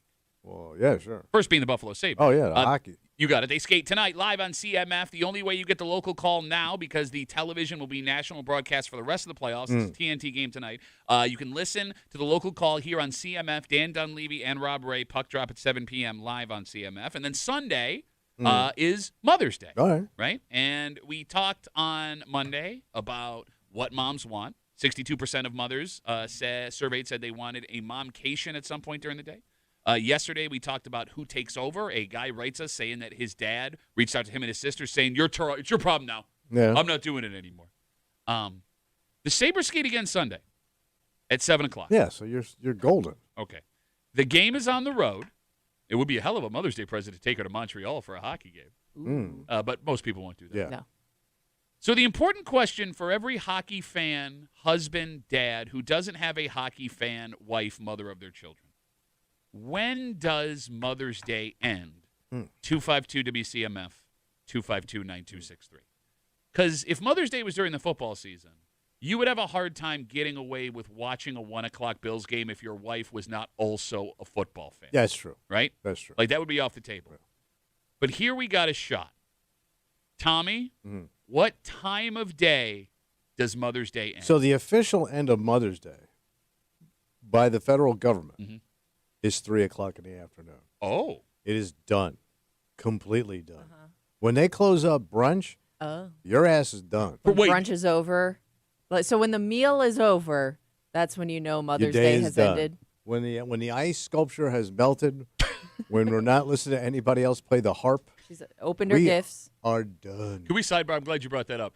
Every Rochester harp player makes their entire money for the year on Mother's Day. They'd have to. It's their Super Weddings. Bowl. Oh, I forgot about weddings. Yeah. But why does every Mother's Day brunch have a harp? Yeah. What is there so many Relaxing. Is it? I never hear the harp any other time. And you could just insert a harp anywhere you wanted to. It doesn't have to be Mother's Day. If it's relaxing, there's other relaxing Well, you're not places. going to bring in like a dad cover band to play Mother's Day brunch. I would like a dad harp. How about that? Maybe I want to be relaxed. Yeah, but then on you Father's get like some ZZ Top covers. Smoke on the water stuff. All right, so you say 3 o'clock is when Mother's Day brunch is over. You've All right. had enough. To your point, Mother's Day feels like an early in the day holiday. You It got is. Yeah. brunch, you got breakfast in bed, time at the spa. Yeah. You rarely hear of people getting together to have dinner on Mother's Day, Kimmy. Yeah, no, it's not. It's not a late in the day kind of holiday. I think because it's a Sunday, people might have to go back to work on Monday. Okay. So yeah, you're like your day is kind of like transitioning, winding down at that point. All right, so if your activities are wrapped up by 3 or 4, you should be good for the hockey game You're on Sunday. set. But there's a bigger problem at play. What? And the phone number is 252-WCMF, 252-9263. Do other dads feel guilty doing things they like to do on Mother's Day even after the activities are over? Oh. For Like example. so you have like a hangover guilt? Let me put it this way. Let's say you have kids at home on Mother's Day. Yeah. The Sabres skate at 7 o'clock Yeah. Sunday night. You cool with her putting the kids to bed without you on Mother's Making Day? school lunches while you're sitting down. I mean, you watching can the have game. all that stuff wrapped up by 7 o'clock for God's The kids in I think bed? it's the optics of it, though. Go to bed. I wouldn't feel comfortable, like if my kids were younger, being like, all right, honey, I'm glad you had a good Mother's Day. Now handle this without me. I'm watching the Go Sabres. do it's your normal stuff. I mean, at some point you got to turn back into a mom. Well, it's like Mother's Day. It's like Cinderella. Yeah. Well, no, Okay. I think the argument can be made. She has to, you take care of the responsibilities Yeah. until Monday morning. Sure. It ain't a 24-hour setup here, man. You're talking That's not 24 hours. It's like 12 to 18. Yeah. That's a day, really. It's sundown. So, all right, well, to your point, we have Instagram messages coming in. Duffy on WCMF, easiest way to get us. Seth writes, once the sun goes down, the day is over and turns into night. So Mother's Day is over when the game starts. That sounds like a Gordon Lightfoot song. Yeah, it does. Once the sun goes down. Sundown, you better take care. Pick up the child's underwear. That's all I can think of. Boo. Hey, I just pulled that out of my you-know-what. All right, what about this? What's that? Father's on Father's Day. Funny, you get like an hour. Okay. All right, but part of that hour, And you got a grill. there are fathers on Father's Day who have Yeah. expectations of physical intimacy. Yeah. Do mothers want that on Mother's Day? And, No, that's more of a dad down. no, she don't want your nasty ass mouth Well, down no. there. Let's say What, she. you live in Munch City? Let's say she wants you to. She gives you a map to Mudge City. Let's say Wait, she wants a mom munch. She wants a mom brunch and then mom munch. she wa- Do you do munch before brunch or brunch then munch? That's a good question. Or do you do a brunch and munch? With Harper, She's got to the hold Harper in the background. She's got to hold her own plate. Let's say she wants a munch after brunch. She wants a late night. She gives you her phone with the GPS set to Munchtown. All right. All right. I mean, what? You're going to tell her no to go No, watch you know hockey? you got to do your husband duties. Can you position it so you can watch the game and do it at the same time? Would she be upset about Don't that? Canadians? No, man. Like, in all honesty, like, okay, for example, like my kids are old enough where they put they put Yeah. themselves to bed, right? Yeah. Yeah. But like, But if you got little ones. let's say my wife is not a hockey fan. Yeah. Like she doesn't. She'll watch my daughter. She's Yeah. not a Sabres fan. Let's say my wife at 8:30 is going to say, "Okay, I'm going to bed." I'm going to feel weird letting my wife fall asleep by herself on Mother's Day. Like those Yeah, little you don't things. want her to feel lonely on Exactly. Mother's Day, unless, like, again, like she wants that time to herself to watch her shows or do whatever it is that she doesn't normally get to do with the kids around. And you can't be lonely if we're in the same house. How you Yeah, lonely? well, I mean, What are you talking about? but We just did a whole day. Here's the thing: like, you're going off to spend the time with the Sabres, right, or whatever it is you're watching that day. Well, we just did a whole day. I don't Yeah, get but this. that's I'm kind lonely. of- I don't know. It feels a little cold to say that. Cold. You got your day. Now go do. I'm gonna go do my thing. Well, then when is it over? No, I mean, well, that's what we're trying to figure out. Everything's got an 252 end date. WCMF. I mean, look, to Kimmy's point, right? Like, something like letting your wife fall asleep alone on Mother's Day. Those little things do matter. Those tiny things will keep people awake at night, wondering if Build there are up. bigger issues in the relationship. Bigger issues. We just spent $300 on brunch. Well, don't say that. Don't make her feel guilted. Now you're throwing the price of brunch in her face. No, I'm saying it in my head. Yeah. Like Mike Muley just walked in. I munched you, I brunched you. John writes us on Instagram, Duffy at WCMF to that point. Wait, I'm sorry. Nick writes us. A brunch and munch is going to live rent-free in my head for the rest of my life. Also, I think men want intimacy, women probably not. I agree they want the relaxation and less responsibilities. John writes, you can lean the phone on her boobs and watch while you munch. 252 WCMF, Mother's Day on Sunday. Sabres skate tonight at 7 p.m. They skate Sunday, 7 p.m. And, Mother's Day is a day thing. Yeah. But do you feel comfortable if your wife is not a hockey fan, the mother of your children is not a hockey fan, walking away from her on Mother's Day to go watch the game? But you put it so like, walking away. You are walking away. Yeah, like I'm no, I mean, like I'm just flipping her off, Your walking attention away. has shifted. Well, that's natural though. At some point, Yeah, but you could try a little harder on Mother's Day, right? how long? I feel like if you have to ask this question, you you're run out of already gas. screwed. Well, we are asking the question. Yeah, We're but already I- screwed. Well, I mean, like to her. Okay, are we good now? We done? You got your Mother's Day? Yeah. No, you- it wouldn't sound like that. No, Patrick writes, it's not just hockey that's screwing guys over this weekend. What else? He says a lot of dads are going to NASCAR this weekend for Watkins Glen. Well, that's this weekend. We talked about it on the Wait, show. the big races this weekend? Yes, they moved it up to Mother's Day weekend. Damn. I know. Yeah. Try munch it there. And you got the race going on. Man slaps hand at own joke. It was a great joke. You know that was a great joke. That was a great joke. All right, hockey game aside, All right. at what point does your Mother's Day go back to being a normal day? Like you say, 3 o'clock, it's over. I That's mean, your time. I think she's bored with it. Okay, so then does that mean dads don't have to take care of dinner on Mother's Day? You're gonna send her to handle dinner? You could take out on Mother's Day, right? Well, but if I already went to nobody's brunch- cooking We unless spend, you want to cook. but we spend money on brunch. I'm gonna do And double by the way, outside. you ate enough. You had all that goddamn food. You need more now food? you're not going to feed her either. Yeah, no, I think the smart thing to Honey, say. honey, you ate enough at brunch. You want to blow up? Have the neighbors talking? I mean, Kimmy, like We're we're coming going into summer season. You got to fit into those shorts? We're going out to brunch on Sunday morning. I'm Yeah. not gonna do double So then you're restaurant. gonna make Right. dinner? I mean, Yeah, like I'm gonna. I'm not gonna let. Okay. Normal okay. dinner. No, but Well, I thought it was like your cheat day. You went all out. Well, yes, I get what you're saying, but like in a normal situation, Yeah. right? Like I'm not going to let my wife make dinner for our family on Mother's Unless Day. she really insists, like she really wants to do it. No, I'm still scared of that. So you're going to cook dinner? I mean, make something. All right. Right, maybe, hey, guess what? Grilled cheese sandwiches. Yeah, I mean, you got to go low. I mean, if she starts to make dinner, do you try and stop her No. on Sunday? No. Okay, like what about the other activities in the family? Like this weekend, there will be lacrosse and soccer and softball and baseball games for the kids. Does she go to those games? Well, I think she's kind of obligated to watch the kids play their games and if I she think normally she goes. would want to. Oh, Kimmy. Not every mom wants to go to every game. Yeah, but that's Really? I mean, I always thought. I thought if your kid is if like especially if your kid's at a certain level of a sport, I always kind of thought moms were all in. Yeah. They don't want to miss a. They want to see the little ones do their thing, right? All right, so my oldest is 15. She has a hockey game Sunday night at 7 o'clock. Ooh, right? harsh. Is that on me to get her out there? Yeah. So that my wife can wind Well, down? you normally do it anyway. Well, my wife also comes along most of the time. Well, you can't sit at home while she runs the kids around. I'm going to have to bring the portable TV to the rink Well, again. that's why you bought it. I bought it for one game. I didn't think it would keep happening over and over again. Well, you're getting your money's worth. All right, ton of Instagram messages coming in. 252-WCMF with the Sabres skating tonight. You know, free rain, no work tomorrow. Awesome. Yeah. Sunday night, Mother's Day, again, skating at 7 o'clock. And we're trying to figure out when Mother's Day ends. Grace writes us on Instagram, Duffy on WCMF. This is why Mother's Day is the most disappointing holiday. The fact that you have to ask this question shows you don't really care about your wives and your mothers. You're just doing the bare minimum to not get in bare trouble. minimum.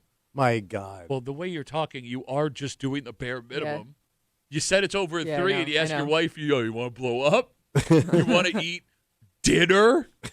You want more than one meal today? Jesus. All right, I think there's some nuance to Grace's Instagram statement. All right. Yes, I want to do enough where she feels appreciated. Yes. Right? I also don't want to suffocate someone with all-day stuff. When we found out earlier this week that 62% of moms say they would rather have time alone during the day. Back off. Maybe a No, little do not bit. agree with me because you're not on the same side I am. I just said, yeah, I got enough. I'm going to talk to Kimmy. I Yeah. got it. Like, it does get to a point where you have to question how much is too much. Well, yeah, and I mean, I think you could ask her, because I'm assuming you're going to spend some time with her throughout the day, but maybe you could ask, like, would you prefer to have your alone time in the morning or at night? Let's plan out your strict designated Well, mom I mean, alone like, time. which would you prefer? Like, if you're going to have a meal planned for your wife, like, maybe ask her when you want me to jump in. What time would you like to spend with me on Mother's Day? Yeah, there you go. You know? Okay. Troy writes us What on does it say? Instagram. The Sabres haven't been in the playoffs in almost 20 years. Moms had their day unimpeded for that long. They could give it up to the hockey gods. Right, that's a valid point, right? No, bro, you can't make that. It is a valid point. You can't make that argument. You can't You had a look at good your run. honey, my kid. For as long as our kids have been alive, you haven't had to worry about this. Now you do. Good luck. I hope it all works out. Something else to think about here, because we're bringing up the brunch and munch. Yeah. Do women want that kind of physical intimacy on Mother's Day? Zach writes us, don't kiss your father on Mother's Day, and don't kiss your mom on Father's Day. Oh, no. I never thought about that. Oh, yeah. That's a good Way point. to ruin that for all your kids. Well, no, but he's right. Like, how about if you're going to go see, like, other moms this weekend and you do it with the kisses on the Whoa. cheek? Like your in-laws. Yeah. Yeah. That's a great point, man. Oh. Stay away from the mouth. Like, think about when you go to brunch on Sunday, if you're going for Mother's Day, think about where all of those mouths have been before they got to the Don't carving think about station. it. Well, Don't no, think now about we're it. talking about Don't do the that. march of the mouth as they come in. the march of the munch mouth Oh. into brunch. The march of the brunch munch mom mouth. Now, I am curious, in all sincerity, 252-WCMF, no woman's going to call. I don't even know why we're asking. No. You can stay anonymous. Does she want intimacy? Well, I mean, and what kind of intimacy is that? Do you want it to be shared intimacy? Do you want it to be solely focused on you? Does she want like scheduled intimacy? Well, I mean, like at some point in the well, day. you got the kids. You're gonna have to Yeah, he's right about pick that. your move. All right, Yeah. fair enough. So Yeah, I mean, how often do you get time to yourself?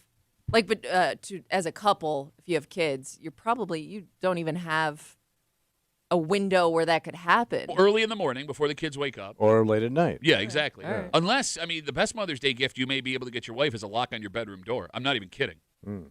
Install that sucker on Sunday. Or a latch or something. No, latch makes it look like Yeah, does that look? it's like Texas Chainsaw Massacre kind of stuff, man.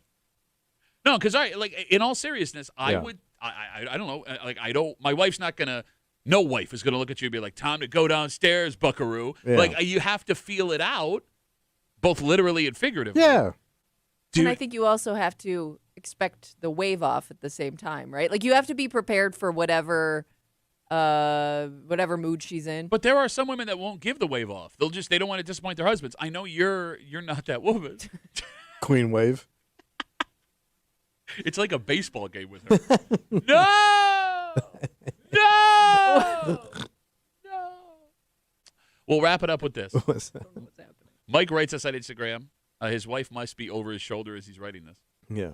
Mother's Day is Mother's Day from the time she wakes up to the time she goes to bed. It's her day. Whatever you have going on can be sacrificed for one day. Man, look at dude drank the Kool-Aid. Man. Yeah, but maybe it works for him.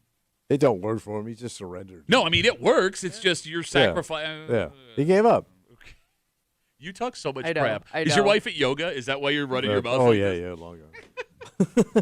All right, well, you're talking about dinner Sunday night. If you're not doing brunch, you could go out and get something. And Yeah. go out and get something like fast. Yeah. Chipotle is that kind of thing. Yeah, okay. Kimmy, I know it's close to your heart when I say that there are people that have abandoned Chipotle because they are not getting as much food as they used to. Yeah, and I said I find it was the opposite. Okay, there's a theory as to why that's the case. For those of you who say Chipotle is not giving you the amount of food you used to get, the CEO of Chipotle has a response to that. Oh. Because he hears your complaints, and he says there is a very simple solution to this Oh, great. that will make you look like the biggest jackass on the planet. And we'll get into it next here in the break room on CMF.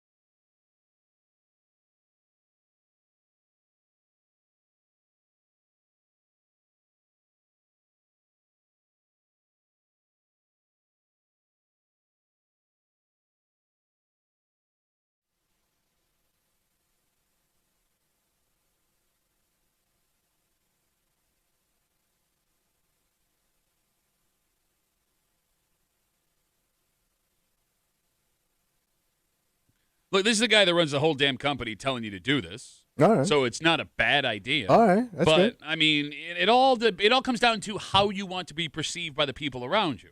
Because if you saw someone else do this, I'm guessing the majority of folks would have a reaction, a reaction to that person. You're hanging out in the break room. Rochester's Classic Rock 96.5 WCMF. I think for the rest of time, Kimmy, there will be what I like to call the Chipotle debate. Okay. Because Chipotle is good in the sense that it's fast. Yeah. It's not like traditional fast food. If you want to make it healthy, you can. Sure. It's like a big rice bowl, right? Oh, you can make it a bowl. You can make it a burrito. Burrito, Whatever I think you they want have it to those. be. Yeah. Yeah. I mean, it's easy. It's simple. Everybody loves it. And when Chipotle first hit the scene, it was wonderful because you got a crap ton of food for a small amount of money. There you go. But as time has gone on, then it started to shift. And there are people that are upset, at least they claim, that not only is it overpriced, they're getting less food now than they did when they started. Mm-hmm. They're not filling the bowls up enough. Yeah. And these yells have gotten so loud that this week, the CEO of Chipotle did a sit-down news interview to address these allegations. So what's he saying? The Chipotle CEO says it's quite the opposite, that he tells the employees to fill the bowl as much as you Right can. to the top. Yes, he wants you to get as Overload. much food as Ram it in there. Exactly. Put your elbow and push it in. That's what he's saying. Just jam. Yeah. And he takes it a step further. What does he say? He says if you as a customer are standing in line and you are not satisfied with the amount of food in that bowl, you should tell the Chipotle employee you would like more food. Fill it up. Fill it up, buddy. You got it. He wants customers. Yeah. And this is, you can look up the quote yourself. I Yeah. watched him say it with my own face. You can look at the Chipotle employee and say, I would like more food in my bowl, please. Yeah. Yeah. It's a good thing to hear the CEO say. Yeah, sure. No? What's the problem? Because people are going to be so belligerent to these poor people making these goddamn bowls. I'm just thinking of the people I know in the history of fast food that insisted that they would tell people, oh, that's not enough. Fill it up. Oh, yeah. I had a buddy I used to work with when he went to McDonald's, when he get his French fries in that little, whatever cup it is, right? He'd tap it down and then hand it back to him, go fill it up. All right. It's so embarrassing. No, I agree with you, and that guy's a dick. But do you think the average person is going to ask for more food while they're standing in Well, line? my husband does. He asks for more. Well, but they also charge. I mean, you can ask for double meat. Okay. But And that's he the only does. one they charge you more for. That and guacamole, the doubles. But that's what I Double don't meat? understand double because meat's like key, man. Gotta get your because protein. if you ask for more, they're gonna charge me because I asked for more, like a couple more scoops. Well, you're saying fill it up in general. You're now taking like a But that's what certain people are item gonna- and saying, I want more of that. But that's what people are gonna ask for. They're not gonna ask for more rice. Well, no, I want more rice. I like the rice. there. Okay. But I But- want more vegetables. I want more. Okay, But all you're- right, you're fair enough. But I'm guessing saying- people are gonna ask for more of the expensive stuff. Do you think more people are going to do it? All right. There's a couple of issues here Right. in asking for more food at Chipotle.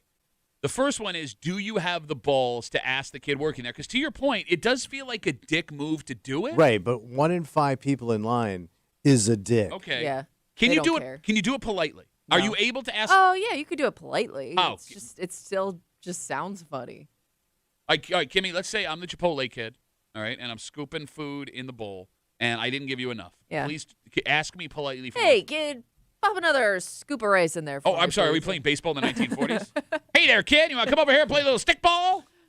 No, I don't think you can politely ask for more food. Well, let me just say this. Yeah, I don't go to Chipotle that often, but I may go in there. Yeah. And now that you put this in my head, I may ask for more food in my bowl. No, Oh, really? How would that sound? Well, you would have to call ahead, I think. Yeah. Oh, call ahead? Yeah, because you're such a big radio celebrity. Yeah, Like, yeah, you'd have okay, to call yeah. up Chipotle and ask if they Sure. could put more food in your bowl. What would that sound like, you think?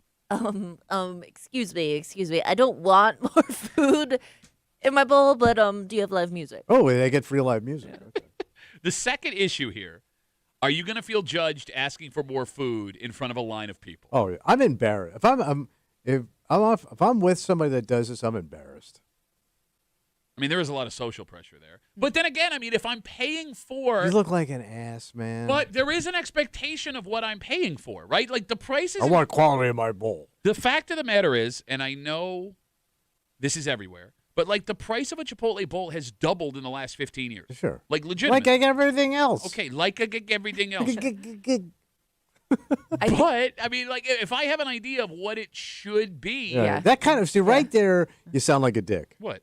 I have an expectation when I walk Well, into your that's what I establishment. mean. I think you can ask for more, but don't add the commentary afterwards. But they will. Like, Every old man well, will. expensive. Expensive. You know what you people charge for this? You better give me more in that bowl. 15 years ago, I could walk in here with a couple of bucks and be full. I don't know. Do you think that people that work there care? You're gonna charge me extra for this if I ask for more?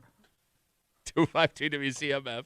The CEO of Chipotle has heard the yells from the customer base that people are not getting enough food going through the line. They've gotten so loud that he did a sit-down news interview to address the issue. And he said that, one, he tells all the employees to jam as much food in that bowl as possible. Ram it in there. But he goes even further. He Ruin says, my profits. if you are not happy with how much food you're getting, you should tell the employee in front of you that's making your food, give me more food, and they will. I want to see if it works, but I don't want to be that guy. Right. Because you know how it looks to the people in line. Just don't tell my daughters, Yeah, I because think- both of them will do this. Are you more worried about the person that's scooping into that bowl, or are you worried about the people around you judging? Oh, you the for people asking around for me. more? I don't think the people, like, if I worked in prepared Yeah. food at Wegmans. If somebody asked me for more food, I don't care. Yeah, here. It ain't my food. Yeah, I'm not Danny Wegman. Yeah. Take the food. I don't Yeah. give a crap, right? But, like, yeah, it's the people around me that I'm worried about Well, judging. just whisper it.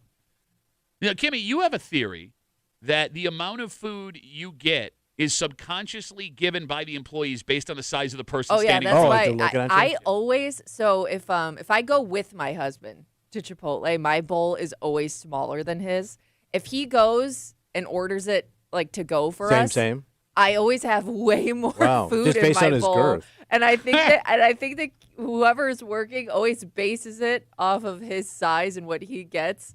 And they just load up the bowls because Wow. they don't maybe want him to ask for more. So do you have him order your bowl too? Yeah, every time he goes, I'm just like, yeah, just order it for me because so it's always more. So after Kimmy put this in my head, I started doing the experiment, and Oh. I let my wife go first every time, and she's right. Yeah. My wife gets less food than I do because Maybe because like they just assume like, you know, that the person based on how they look isn't gonna complain about the amount of food. I've also noticed. Again, this is how much this matters to me. Okay. If you are talking to the person while they're making your bowl, they will give you more food Oh, subconsciously. I would think they're being irritated because you're talking to me while I'm trying to work. Maybe they just want me out of there. So Oh, they're just okay. Like, bah, bah, bah, here you go. Bah, bah, bah, bah, bah. Like if you sit there silently, Yeah. you will not get as much food as if you are engaging with the Okay. person. At least that's been my experience so Okay. far.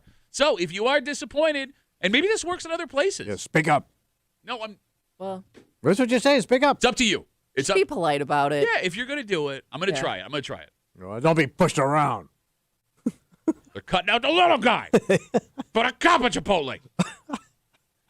Look, I mean, the fact of the matter is, every dime matters right now, right? Whether or not you want to Gotta be that careful guy, with the money, Pat. every dime matters. Too much. There is a school district that is setting the gold standard here in New York State when it comes to their students and how they learn about money. Oh. And what's So they're great, teaching them money. they are. And what's great about this is it's a preview of what every kid across New York State is going to get after the state made some changes to their education curriculum. My fear, however, is that this is all for nothing. Why? Well, because there are things you'll learn that matter more outside of school. Let me try this again. They'll stick with you? The education you get in these realms, Yeah. you don't get from school, even though they teach it to you. It's battered in your head by other people. And I think this is one of those things. Oh. And I'll explain everything next here in the break room on CMF.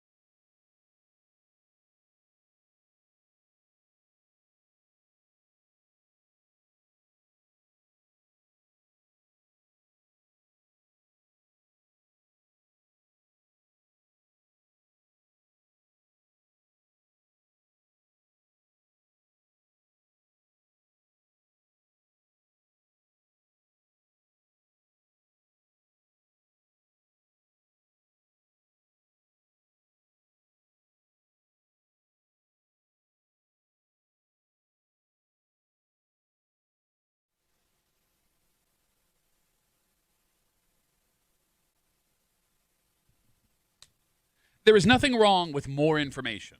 Oh, yeah, it's good. Knowledge, Pat. However, I think you could argue that the knowledge, as you put it, Yeah. where you get it from matters as much as the knowledge itself. Well, you can't have some dumbass spewing. That's not what I meant, you idiot. But here's the problem. It is the dumbasses that may be having the bigger effect than the actual educators. Oh. Because as good as this is, and as good as it'll be for kids across New York State, Well, I don't know if it matters as much as the people who don't know what they're talking about and what they're telling them.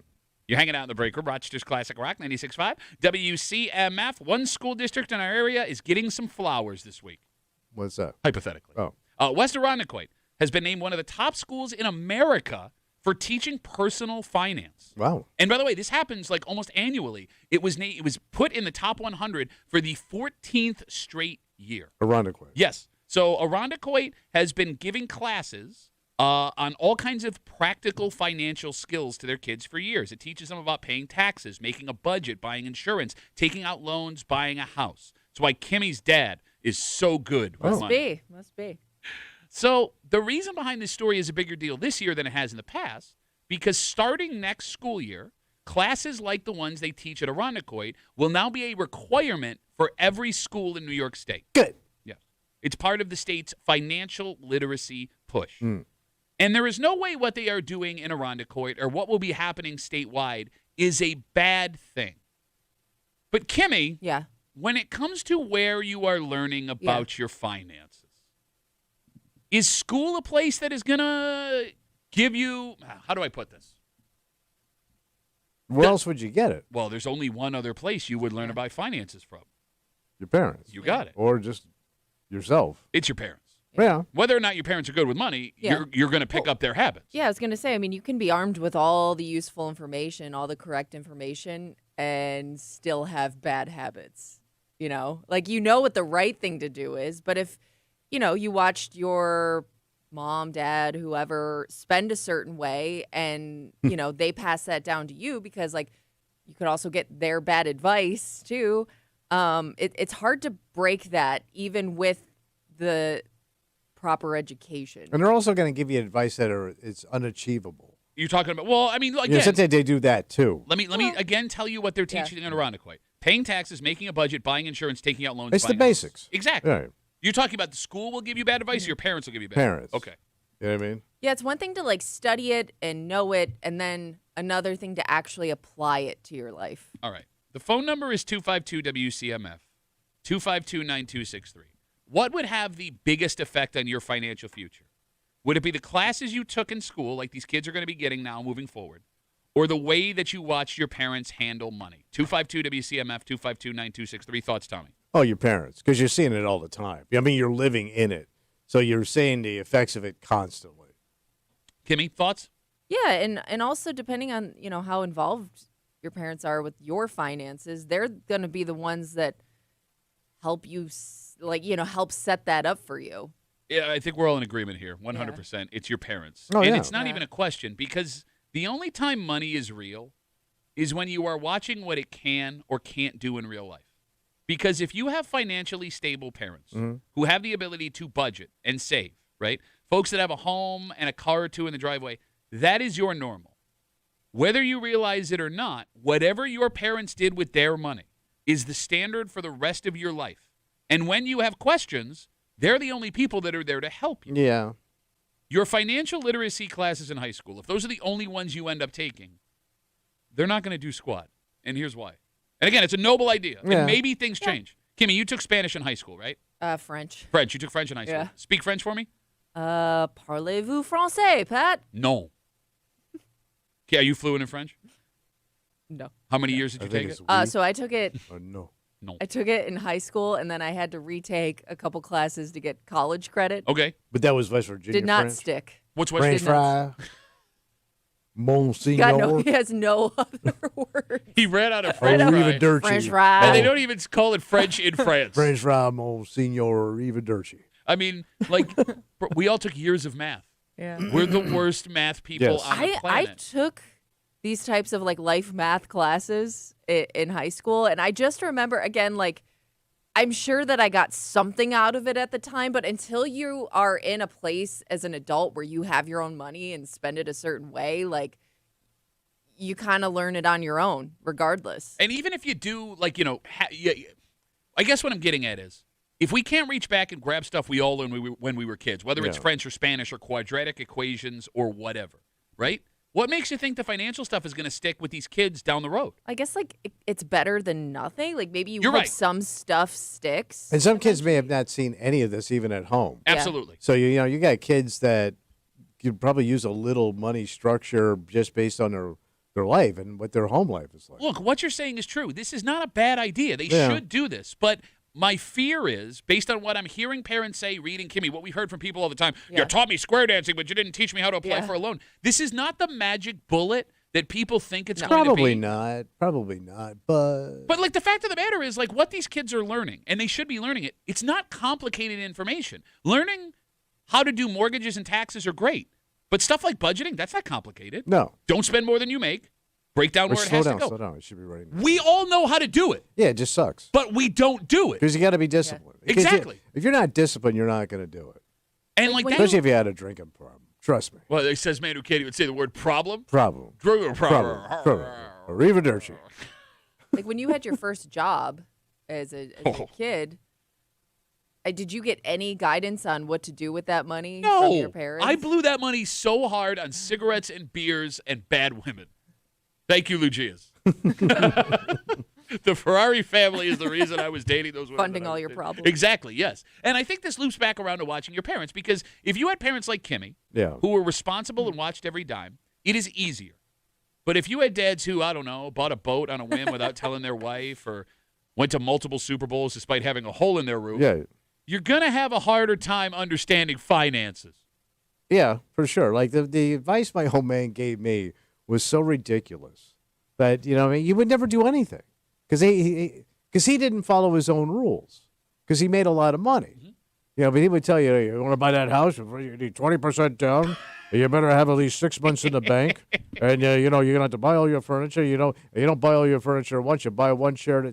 Nobody's going to do that, man.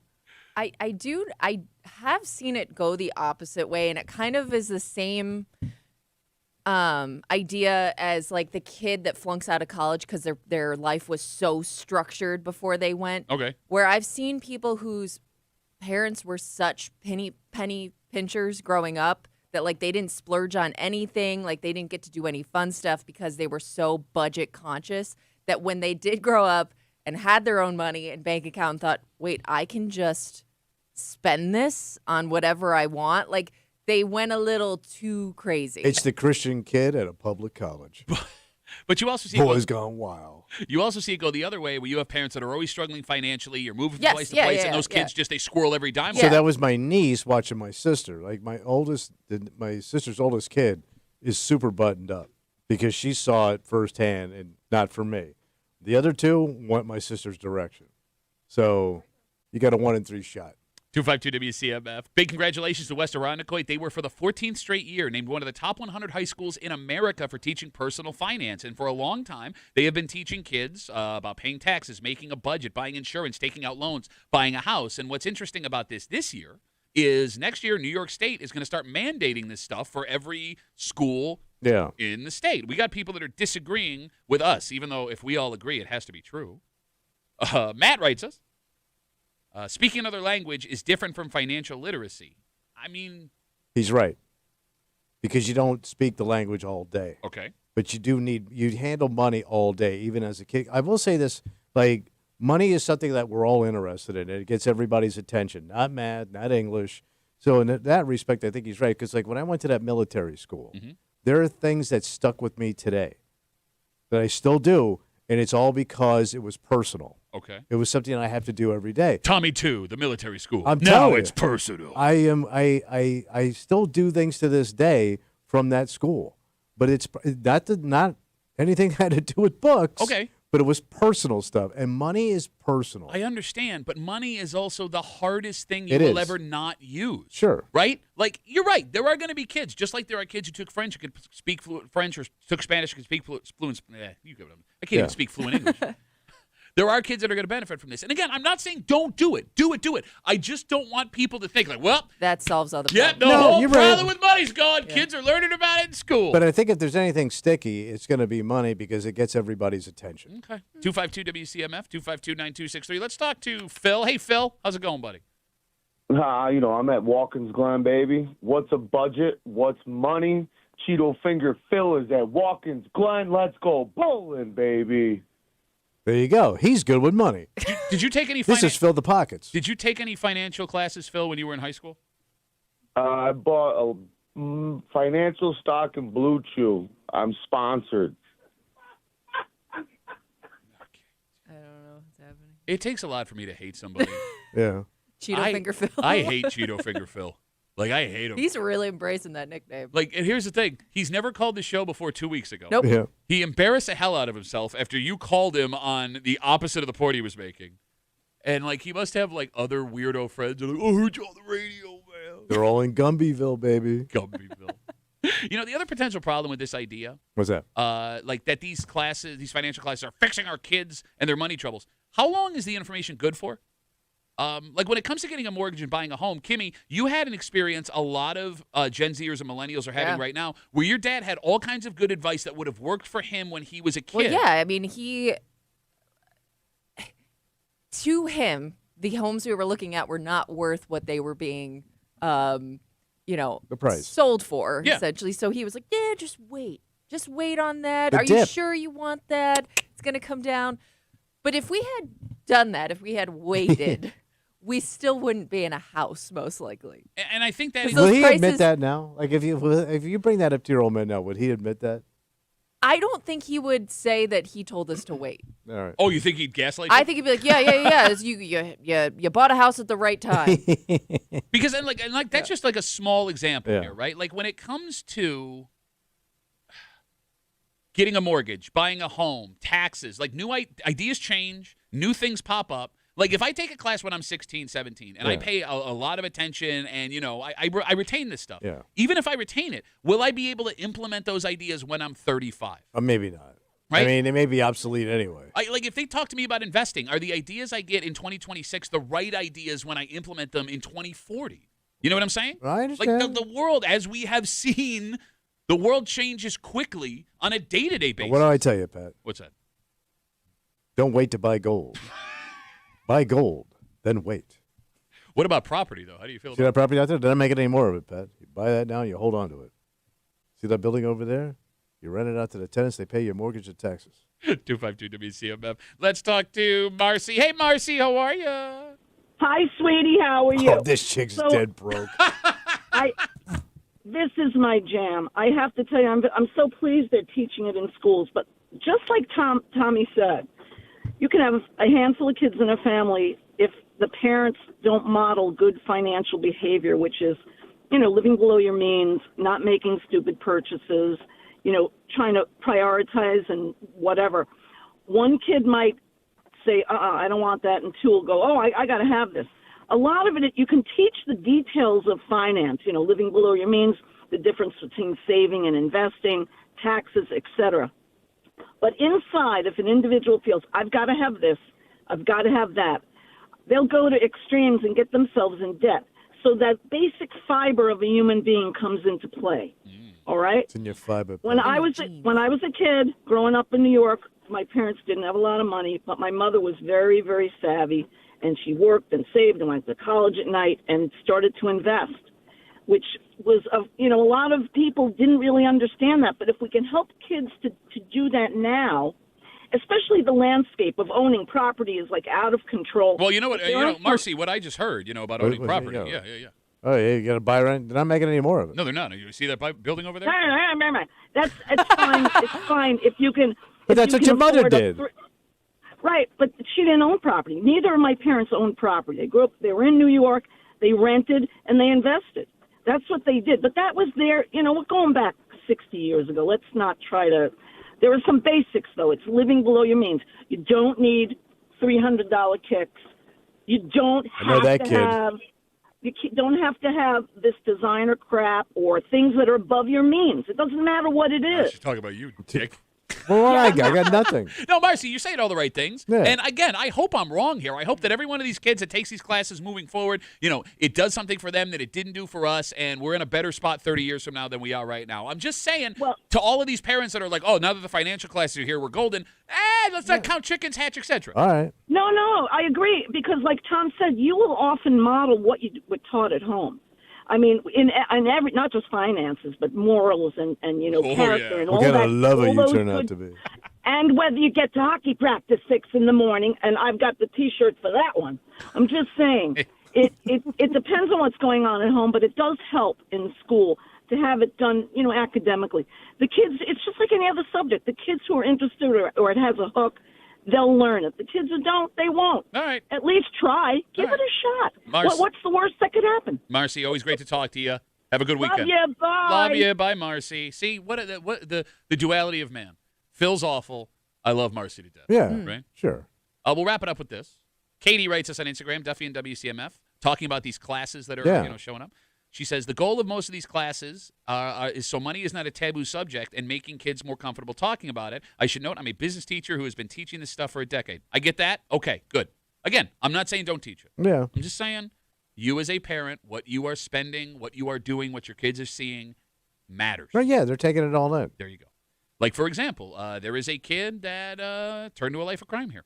Oh. And according to allegations. And maybe it's because of what he saw with his parents. Could be. But here's the thing. When it comes to crime, Yeah. The easiest way to understand a criminal is to get the motive. And I'm flummoxed. You didn't see a motive? What's the point of Maybe this? you can explain it All to me. right. And we'll get into it next here in the break room on CMF.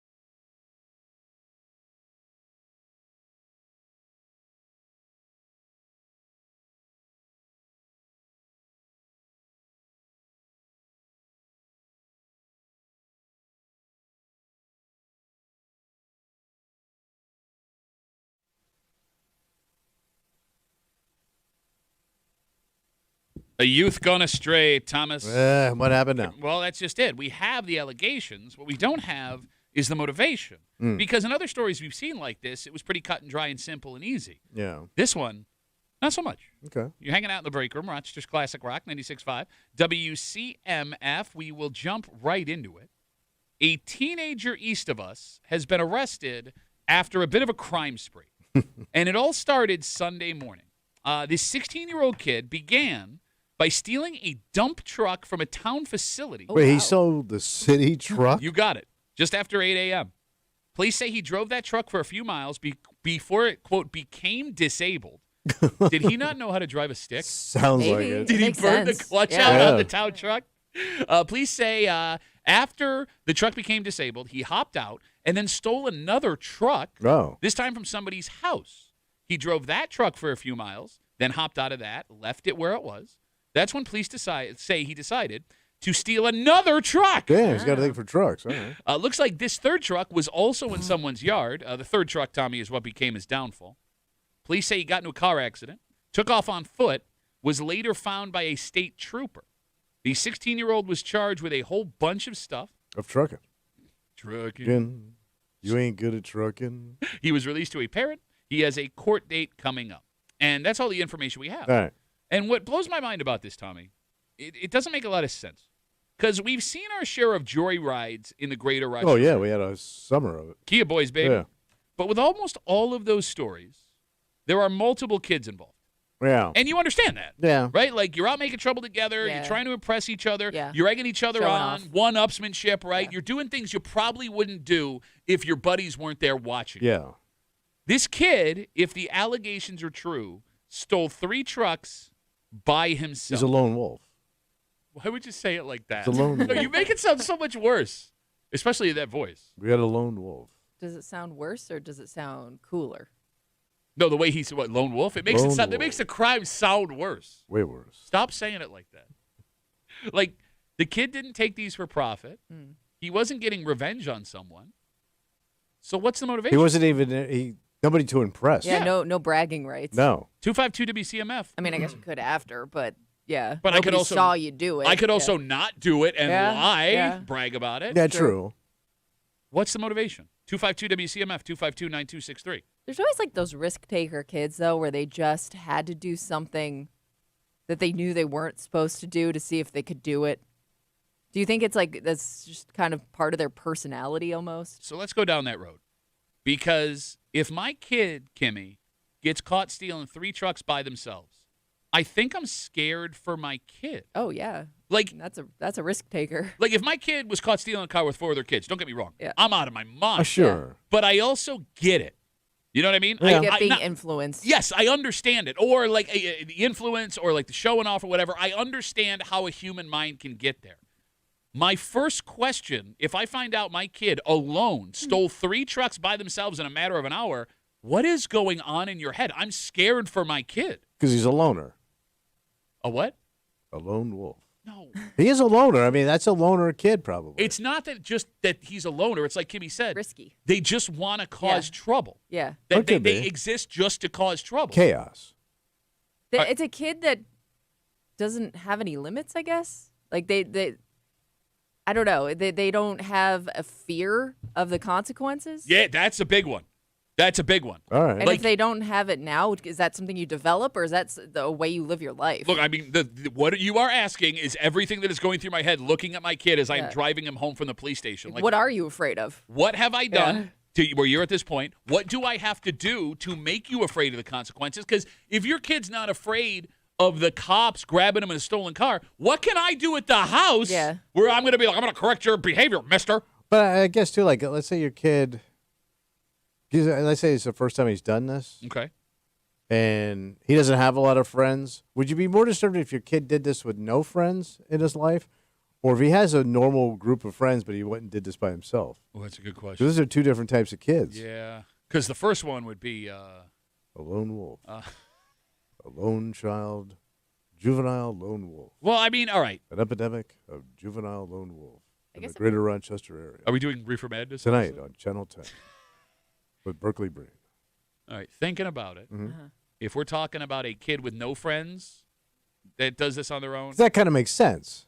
Yeah, that's less alarming. Oh, to me. really? But if you have if you have a normal group of friends and you did this on your own, that's really out of character. But I guess I would hope in that case that because your friends weren't involved, maybe they're not the same way you are, so they would have some good influence on you at some point. But the fact that they weren't there means they did have a good influence. I want you hanging out with them more. They weren't there. You did this. You're right. Like if a kid is a loner to begin with, and he goes out and he steals 3 cars, maybe the idea is I want to see what all the fuss is about, but I don't have anyone to do it with. Yeah. Which is not great, but it's better than I'm not scared of any consequences. Yeah, true. Getting inside your kid's head is the hardest thing you will ever do, ever. There are still times where I look at both of my girls and no idea. Yeah. I might as well be watching a Spanish sitcom. Well, it's got to be even They're scarier. so funny, though. Ay, Dios mío. Loco. It's got to be even scarier as a parent if you're not seeing yourself in that decision. Like you have no idea where this influence is coming from because you as a kid would have never thought to do that. Because I guess like if you knew that you kind of engaged in those types of things as a kid, like you could be a little bit more understanding of where they're coming from. Whereas if that's completely out of the blue, nothing you would have ever attempted, it's probably scarier because you're like, where did you get that from? No, you're right, but I would also make the argument how many people did this alone when they were kids. Like, it's a rare story that you see a solo kid that isn't stealing the car for profit arrested for something. He's just joyriding alone. Exactly. Again, if you're just joining us, 252 WCMF, 16-year-old kid east of us, Sunday morning, started his day by stealing a dump truck from a town facility, according to police, just after 8 a.m. Police say he drove that for a few miles before it became disabled, hopped out of that, stole another truck, this time from somebody's house, drove that truck for a few miles, hopped out of that one. Police say then he decided to steal another truck, also from someone's yard. Third truck got into an accident. Kid took off, was later located by a state trooper, charged with a whole bunch of stuff, released to his parents, has a court date coming up. Mako writes us on Instagram. Mako? Yep, sounds like he's gotten to the bottom of this. All right. Duffy on WCMF, easiest way to get it. He said, kid was either on something or just a douchebag. Thank you. Nailed that. All right. Lone That solved it. Let me ask you a question. Yeah. Tommy, let's say a 16-year-old stole your car, and they found it in one piece in Fairport. Right. Would you want to press charges? You'd probably have to. No. They come to you. They go, Mr. Muley. Yeah. We found out that he takes off his blue blockers. Yeah. A lone wolf has stolen your car. There's no damage. He did change the radio presets. Now it's on KISS. Would you like to press charges? I really don't want to. So you'd say no. My wife would want me to press charges. Okay, wait, hold on. You say you don't want to. You try to blame it on your wife. Would you? I'd have to. Oh, you don't have to do nothing. I got to go back to that house. Why? Oh, you're scared. So if you were living alone, you wouldn't press charges. No. I don't want to ruin a kid's life for doing something stupid. Kimmy? You know what I mean? Because that's going to stay with you forever. Okay. All right. Fair enough. Kimmy? Yeah. Same situation. Kid steals your car. They find it 10 miles away. No damage. Doors open. Radio presets have been changed. I just want my car back. So you're not pressing charges? I mean, you're going to get your car back either way. I know. I don't want to. I remember those kids that really got into a lot of trouble as teenagers, and I don't think like getting them in more trouble would have stopped them from doing something again. Okay. And every kid's done something dumb like this. Not this dumb, man. No, this but is dumb dumb. enough. We've all done something that could have gotten you in trouble with the cops. Can we agree with that? Yeah, sure. You know what I mean? Yeah. All right. If we look at this from both sides, right? Like, look, I understand the idea you're throwing out there. You don't want the kid's life to be changed, and it's noble based on the stuff we did. Yeah, as he's kids. not a career criminal. Well, I mean, we don't know yet. But that's the other problem here. At the same time, if you let that kid just walk away with no punishment, what does that tell them about doing stuff wrong? Well, I mean, there is some punishment to being arrested by the cops and being dragged down to a squad house. But if they're not scared going of through it. the process, I mean, there is some consequence there. Well, no, but if you don't press charges, I mean, they'll be arrested. They'll He'll be dragged be down. released. Yeah, Yeah. and that's just it. Like, my fear would be, and I mean, it's not my kid, so maybe it's not something I should worry about, but do they think they can get away with it again? Do they look at you as a sucker? Well, I mean, to my point is you didn't get away with it. You got caught, and you were hauled in front. You were given some mercy. So you didn't get off scot-free. You were caught. I would err on the side of mercy. A story like this. Mercy me. A story like this seems to be one of those stories where there has to be punishment, if only to try to curb the behavior. Because, Kimmy, I get the point you're making, but this could go one of two ways. based on kids we all grew up with. This could be a really dumb kid who made a really dumb decision, who eventually becomes a productive member of society. This could also be the start of something that no one wants to see. Like, this would be the moment 20 years from now when this guy is in and out of jail, can't hold a job, that we all point back to and go, how do we not see it then? Right. Or, I knew it. I knew that kid was bad news. Second, he couldn't drive a stick when he stole the town dump truck. So, I mean, I'm trying to think, though, what is the punishment then? Let's say you're going to press charges. What happens to this kid at 16? Like, is that kid going to be affected more by, like, community service? Is he going to be affected by, like, a fine? Like, I don't know what kind of punishment's going to change the behavior. No, you're right. Like, but maybe it is the fear of what's going to happen because, like, this is not going to follow a 16-year-old for the rest of his life. He's a minor, right? Like, when he turns 18, no one's going to know this happened. Well, that is true. Right? Because his name's not even in the paper. They don't print youth names. Look, I don't know the answer. If we knew the answer. All right. Well, I didn't think of that. Yeah, I guess so. It's not going to stay with him forever. Oh, so now you want to punish? I say string them up by their Buster Browns and give them what for. Jenna writes us on Instagram. We got a lot of great takes this morning. Yeah. We had the first take, either the kid's on drugs or a douchebag. Jenna writes, I think I'd rather have my kid steal a car at 16 than a shoot-up. Good take. Sure. Yeah. I'll go with that one. Right, yeah. I think we're all agreeable with So that. if we're gonna do the power rankings of things you'd rather have your kid do. What? Why? All right. Howie writes us, Yeah. if they steal my car and move the driver's seat, I am automatically pressing charges. I think there are little things that could be done in your car that would make you more likely to want punishment. Sure. Little adjustments to the seat. All right, how about this? What? All right, steals your car, Yeah. doesn't change the seat. Well, he would have to change the seat with your baby legs, right? Unless it's like a 7-year-old stealing your car. Doesn't change the radio, doesn't move the seat. Okay.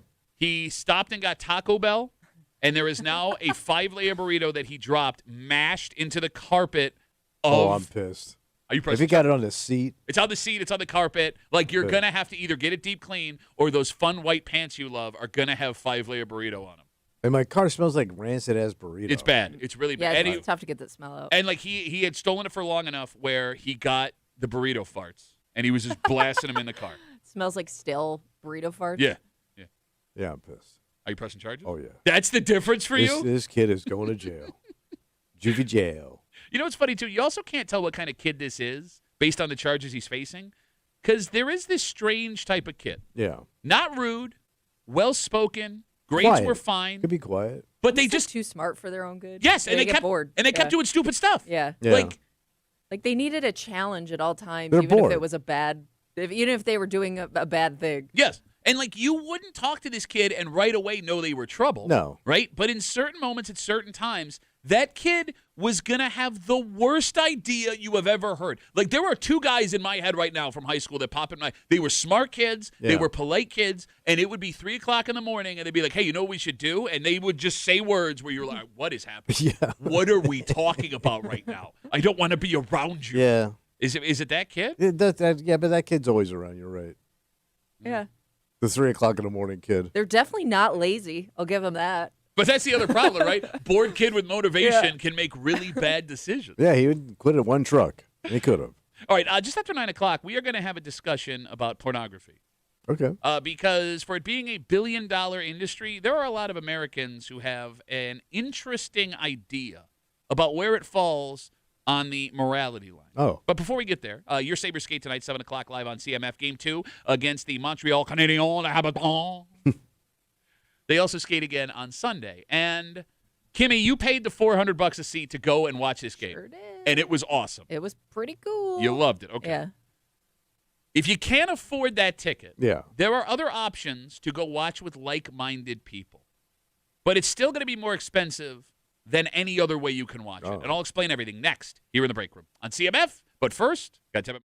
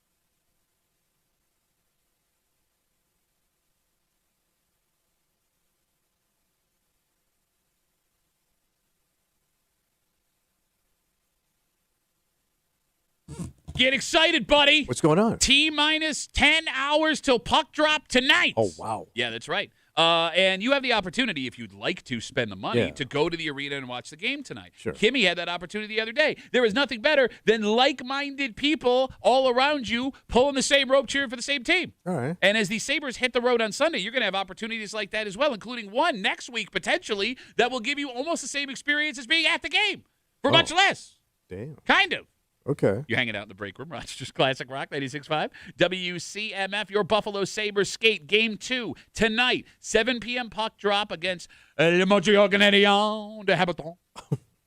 Again, it is a nationally televised game only, TNT. So if you want the local call, the only way to get that local call is live here on 96.5 WCMF. If you are, I know you're interested how much it's going to cost to get into the game tonight. Sure. You were looking at tickets. Yeah. The get-in-the-door price right now is a surprisingly affordable $321. Oh. Wow, that's it? I am $321 per person. That would be the cheapest get-in-the-door Yeah. price pre-puck drop so Over far. $100 a period.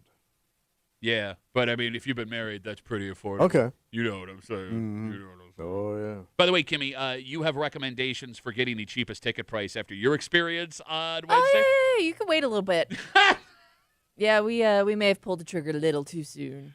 All right, so maybe you don't have the $321 to go to the game. Yeah. However, there are plenty of bars in Rochester that will be All packed right. with Sabres fans. The official Sabres watch party for Sunday in Game 4 when they're on the road will be at the Seneca Niagara Casino and at the Sabres Bar Network. And there are 3 bars in Rochester that are officially part of the Sabres Bar Network: Shamrock Jackson Irondequoit, the Rev It Up Bar and Grill in Shiloh, and Hooligans in Webster. So that's like the home Nice base, spread. yeah, All right. as sponsored by the Yeah, Sabres. okay. But Game 6 is where it gets interesting. What's Game 6? If they get to a Game 6 in Montreal, the Buffalo Sabres announced yesterday they will be hosting a viewing party inside Key Bank Center. Oh. So you just go hang out at the, what do they charge to go in and do that? $5 to get in. That's it? You got it. It looks like it's going to be general admission. You and however many thousand of your closest friends. And they sell all the food and booze, right? You got it. Yep. You can watch the game on the big screen from the seats. That'd be fun. Is that cool? Yeah. I mean, they kind of do it now with the outside watch party. But those are right? only for home games, right? Oh, I don't know why. I assumed Well, they that they wouldn't have did to it for all the games. The stadium's open. Yeah. But you're right. It may just be the home games. All right. So you guys are both in on the in-arena away game. It's a super bargain if you just want the vibe. You're right. You're right. If you want the vibe of the game, Yeah. you're not spending hundreds of bucks. It's Watching $5. it Right. with everybody. I mean, you're going to get a fun atmosphere. All right, but nothing else. counterpoint. What? The beer is way more expensive there than it would be anywhere else. It is All going right. to be expensive. The food is way more expensive there than it's going to be anywhere else. Okay. You're going to have to pay to park, and Kimmy, you could back up. That's not cheap down It there. actually wasn't bad. Did we pay more to park at the NCAA tournament? Like 3 times more. Damn it! Yep. Sucker. Bro, they Yeah, charged like the us- most I saw was like $30. We had to pay $50 Yeah. to park at the NCAA Well, I tournament. thought weren't there some lots that were like 80? And before you say that's close to a Bills game, you get to tailgate at a Bills game. Yeah, Yeah. true. This is just Yeah. I'm putting then my get car out. here. Yeah, exactly. No, I think that's a good deal. Okay. Go have some fun. Wouldn't be for me. Oh, wait, well, look, here's the thing. And What? look, if one of my buddies was going and it was like, it said, like, come along, I would go. Yeah. But if I'm in the arena and I'm not driving, I'm going to have a lot of beers. Yeah. That's going to be $100 night for me Yeah. immediately. But you're going to do that anywhere. I No, mean, I- is a beer that much more expensive at the arena than it is at any other bar? Is that a serious Yeah. question? That is a Well, the serious, food for sure. serious question. Bro, you're spending anywhere from $12 to $20 on a beer, depending on the size of it. Most likely $18 to $20. How big's the beer, though? It's like the double can. Right. What is it? 16 or 18 ounces? I can't Usually remember. 16, I think. Okay. Thought it was 16. It's like, yeah, there are going to be tons of specials at bars all over the place tonight. Yeah, You're saying gonna- don't go? No, I'm not saying don't go. I'm just saying, and again, this will be for Game 6 only. If they make it to Game Yeah. 6, next week, it may not be the affordable trip you think it is. Well, but that seat's only costing you $5. Sure. Why do you think the Sabres are opening it up? They're not doing it out of the goodness of their Oh, heart. I understand. Right? They're doing it to sell wagon chicken fingers and $20 beers. All right, so how hard is it to watch things just on the Jumbotron? Because you're not normally doing that at a game. I've never done it, so I don't know. I mean, is the Jumbotron right dead center ice only? Yes. Or do they have it on both? Nope. ends? Well, it's There's all the way 4 around. screens. on the scoreboard. Yeah, the only screen would be there unless you're in the club level or the suites. Where So it's small Yeah. though. So it's not like it's I'm gigantic. You know, going it to say is. your better bet is sitting up higher so you're not looking straight up at it. Because, like, those lower seats are going to be it's cool because you're close to the ice, but why do you need to be? Well, because you could feel the chill of the ice. I don't know. No, so you're saying the best deal is to not go to a sports bar? Look, for me, money-wise. Yes, for a sports bar or watch it at home. Like tonight. Well, hung was always going to be the best option because you got everything right there. Hung will always be the best option, Kimmy. I said home. You did not say home. What did I say? Hung. Oh, hung. Yeah. Hung. Well, I'm hung wherever I go, bro. 252 WCMF. The Sabres announced yesterday if this series gets to Game 6 on the road in Montreal, there will be a watch party at the KeyBank Center where for $5 you will get to get in, have fun, enjoy the game with like-minded people. Yeah, you're hanging out with a bunch of chintz jackasses, too. You're the one arguing for this. I am. I mean, for somebody that, like, you were, before you hit, you were a busted-ass fan. So, to me, like, you and your chubby brother would have been going up there jackassing around, having fun. Joke's on you. Despite not having the money, I still put it on credit cards until I couldn't legally use banks anymore. Okay. So I was still going to these games. I wonder if they still do all the in-arena stuff. You'd have to. Right? You still have to put on that kind of show? Well, yeah, I mean, in between periods, Yeah. what else are you doing? Yeah, you got to entertain the people. Yeah. Tasha writes us on Instagram, Duffy on WCMF, easiest way to get us. She says the Blue Cross Arena should do this for Sabres games too. Ton of fans here. I think we got enough sports bars where it's taken care of. Yeah. And it's not the same vibe because the Sabres don't play here, Well, so it is the Sabres affiliate. I know, but it's kind of that's kind of watered down now. Well, why is it? What's it? It's the same Still the thing. same connection. Yeah. Okay.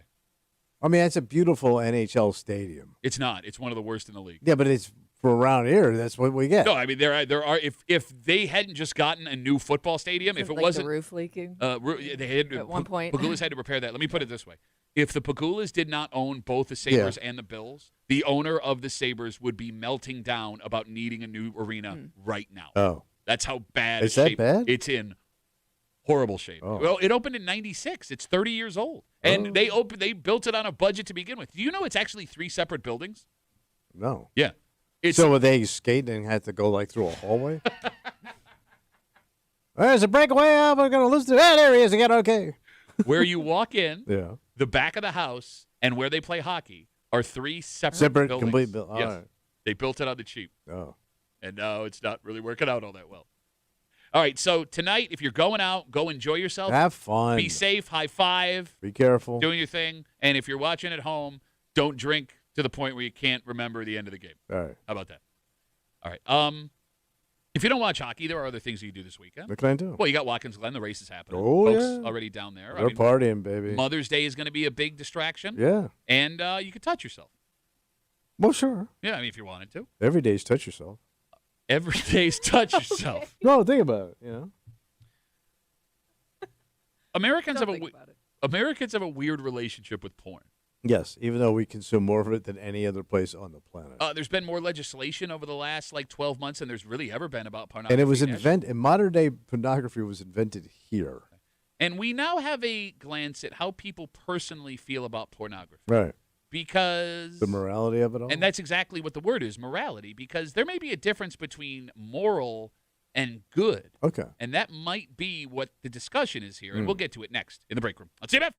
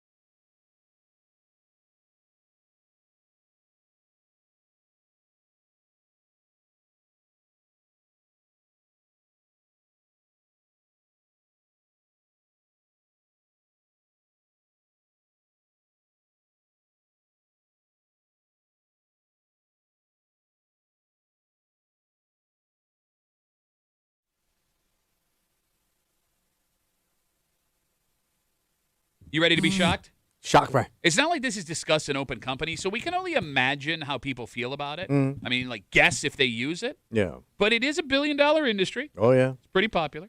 Despite that, the majority of Americans have this to say about it. Even though, based on these numbers, those same people would have to be using it. Yeah, you would think. You're hanging out in the break room, Rochester's Classic Rock, 96.5, WCMF. Thunderbeard, ZZ Top Tribute Band, they are coming to the Fort Hills Performing Arts Center on May 16th. That is exactly a week and 1 day from today. We got tickets to give you, not right now, but hang out for a little while longer, and we will get you tickets to Thunderbeard, ZZ Top Tribute, Fort Hills Performing Arts Center, here at the break room on CMF. Also, just after 9:30, it's Friday. You know what that means? Oh, Creepy Town kind of ties in with everything. That's right. Yep. Creep Cap coming at you just after 7 o'clock. And every fantasy, childhood fantasy of Gen Xers and millennials is being brought back, but it's just for kids. And I think this company needs to read the room and allow us to do this as well. Oh, the adults. Yeah. And I'll tell you what it is just after 9:30 here in the break room on CMF. Tommy! Yeah, buddy. In front of us, we have a very interesting poll done by the Pew Research Institute, tops in their fields. What Americans consider immoral? Oh. And they asked about a bunch of stuff. For example, 90% of Americans believe a married person having an affair is morally wrong. On the other side, 96% of Americans have no moral objection to eating meat. Okay. Okay? 64% of Americans think the death penalty is morally acceptable. And most of these topics fall the way you think they would. Right? Except for one. Yeah, what's that? When asked if watching pornography was morally wrong, 52% of Americans said yes. Oh. The majority of Americans, according to this poll, say viewing porn is immoral. Moral. But they're not saying they don't do it. They just say it's immoral. And by anybody. Yes. Anybody looking at porn. The question was, is viewing pornography morally wrong? And 52% of Americans said yes. Are you guys surprised by this? Yeah, this day and age, I think that number would be down. Kimmy, are you surprised? I mean, to his point, I think that people have become more accepting of it and understanding. But it doesn't surprise me that much because I think a lot of people that do watch it still think it's wrong, morally wrong. It doesn't necessarily mean you don't watch it. It's just saying I watch it and I feel shame. Okay. So you sound like an immigrant. Oh, shame. I watch this and I feel shame. Sounds like every Eastern European hockey player. They scored the puck. I feel shame. Because even you guys have said some of the stuff that the roads you have gone down in pornography have made you feel funny. You are making this so much worse than it actually is. Really, when you say it like that. But when you say that out loud, then you would kind of fall into that category. Well, no, there's a difference between disappointed in myself and immorality. Yes. Is there? I don't know. All right, so the one thing that sucks about this study is they don't go deeper into specific topics. We don't know why people would think watching pornography is immoral. And if you throw the reasons out, people could consider it immoral. I mean, most people are doing it behind their partner's back. There's a morality thing. Yeah. It's a sex act outside of reproduction on film. The religious folks would find that immoral, and then you have other religious reasons. To the folks that are listening who think watching porn is immoral, not right or wrong, but immoral, what about it makes you feel that way? 252-WCMF, 252-9263. Do you view watching porn, Tommy, as immoral? No, I think it's healthy. Okay. But can it be healthy and immoral at the same time? Well, I don't. I mean, my moralities are a little low. What? So. You? Yeah, me. Come on. Yeah, I'm an old tugger, son. I was tugging since the 70s. So in your opinion, watching pornography is not immoral? No, it's been a part of my life, practically my whole life. Kimmy? Till I aged out of the game. Kimmy? My hand couldn't take it no more. Stop that. I can't tell, but I got the carpal tunnels. I would actually think that would help with what you're trying to do. You just put it down there. Well, somebody got to help me. No. Kimmy? Yeah. Is watching pornography immoral? The only reason I would argue against it in some cases is more, it has more to do with the people involved in pornography, and like if they chose to do that like on their own, Okay. and like they're being fairly compensated and not taken They advantage got a of. good union and Yeah. a good plan. Oh, Like you're if talking about everything- Local 69? Yeah. The only reason why I could see people making an argument against it is like people may be like younger women especially may be taken advantage of in these situations. Okay. All right. But, all right. I get what you're saying there. Outside of the production of the pornography. But outside of production, if everything's like above board, I don't see an issue with it. All Okay. these girls are over 18 and very happy. All right. So, Kimmy, would you say that a man watching pornography behind his wife's back is moral? I kind of assumed most men did. Okay, but I mean, just because a lot of people do things, I mean, a lot of people speed, doesn't mean it's a moral thing to do. I don't do the both at the same time. Although we both have. Yeah. No, I think it's like your own kind of private, personal business. Okay. I don't know. And I want to be clear because I understand that the word morality is a loaded word. Oh, sure. Right? This study is not should people be banned from watching porn. The study is asking how it's viewed. Yes, do you see it as moral or immoral? So here's where it gets really interesting. What happened? Again, 252 WCMF. There is a study done by the Pew Research Institute asking Americans what they see as moral or immoral. And one of those questions was, do you see watching pornography as morally wrong? Where 52% of Americans said yes, they did. There is a separate poll we have here. And that poll is how many Americans admit to watching porn. It is a different study done by a different group, so it's not perfect, right? But this study says that 61% of Americans admit to watching porn. And 61? 61. And as we know, it's way higher because it's an admit or not admit, right? But if we use 61 as this number, it means around 10% of the porn-watching public fully admit watching pornography to them is immoral, but they do it anyway. Mm-hmm. Is that strange to you guys? No. Because I remember like at one time when the cable companies, you had to pay pay-per-view porn and all that, that the biggest customer base for like Time Warner and those groups was the Bible Belt. Okay. Because they could see it, who was purchasing porn. So the religious areas that were against it were the ones that were sitting in the closet watching this. All right, but I don't know why you'd watch it in the closet. Like you're going to hit your hand on the door. Well, I don't want Jesus coming in my closet and watching me. All right, but now we're going to have an even more complicated situation, right? Because, you're using Bible Belt assuming that everybody that yells pornography is bad thinks it is actually immoral. Well, I think they do. I mean, look, well, here's the thing. They say they do. Yeah. Those same people, let's just use like preachers we've seen get in trouble for other things, Sure. right? Let's, talk about like thieving and embezzlement and stuff like that. That is immoral. Yeah. They rail against thievery. It's one of the commandments, but a lot of them get caught. They get taken. busted for sure. I mean, like, I always wonder, do those people actually believe what they are saying is immoral? Because those people could be shouting, this is immoral, and then at the same time believing it's not. They're just, doing an act to make a little bit of money. But I mean, like, when I look at pornography, like, we're human beings. We're curious, right? Okay. And this is part of our curiosities, our sexuality. Okay. You want to look at this stuff, and it stimulates you. So, I mean, I don't get the problem with it personally. Okay, but none of those things makes it moral, right? Well, you're fighting a natural urge. All right. Is wrong and immoral the same thing? Can something be moral and wrong? And can something be right and immoral? What? Let me throw out a situation All right. for you. All right, let me throw out a situation. Let's say your kid is looking for a job, and it's a highly competitive job, right? Very, there's a lot of people that want it. You really got to stand out. And it turns out you have a friend that can give them a leg up. Okay. And you reach out to that friend, and you help your kid get that job. To the top of the list. I would argue that is immoral, but it's not the wrong thing to do. Do you understand what I'm saying? All right. Like, I don't know if everything that is immoral is wrong, and I don't know that if everything that is right is moral. Well, then you can go down the road as being competitive wrong. Yeah. I see that as more of a competitive advantage. Okay, but I would say being competitive is not wrong. Yes, it is. To me, Okay. if you go by that standard, Yeah. because like if Trying to get ahead of people. I'm trying to take something that we both want this. Yeah. Only one of us can have it. Sure. Yeah. That's where the competition comes in. Absolutely. I take it. Your kid doesn't eat. Okay. My kid eats. So that's immoral. But I wouldn't say it's wrong. I wouldn't even say it's immoral. That's just how the world Okay, but you just admitted that your level of morality is skewed based on the life that you've lived. low. We got I'm a lone low wolf. Wait, what kind of wolf? A lone low wolf. 252 WCMF. We got Instagram messages coming in. Duffy on WCMF. Easiest way to get us. Eric writes, Not only do I watch porn, I make it. That sounds like the hair club for men.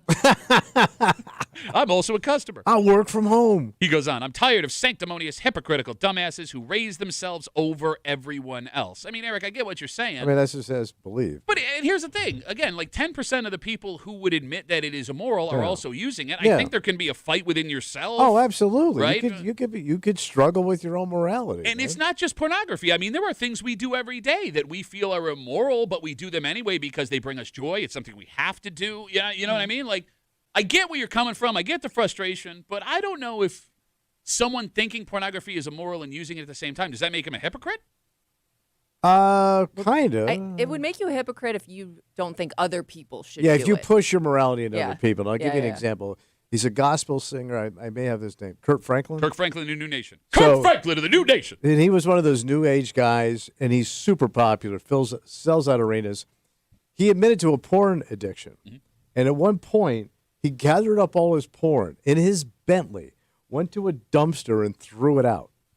An hour later, he got back in his Bentley, drove back to that same dumpster, crawled into the dumpster, grabbed all his pornography back. That's his story. Yep. And he was up, selling 20,000 people singing the gospel, man. Yeah. And he struggled. That's a hypocrite. But he also admitted to having that. He did. I mean, is He that a did. hypocrite? But you're up Saying, like, singing learn the from- gospel. Yes. And then telling people you got to do good and filling your pockets with this with your gospel. Yeah. And then still Doing the doing opposite. this. But I can also respect him telling I that do. story. Yeah. Is it a hypocrite? Is it a hypocritical thing to say, "Do as I say, not as I do"? Oh, that's the definition of hypocrite. Oh yeah. Well, I meant, or I'm sorry, do as I say, not as I did, or learn from my past. As long as you're not If still you're not doing it still. But then again, now it gets into what are you telling me, right? Yeah. Because, all right, 252 WCMF.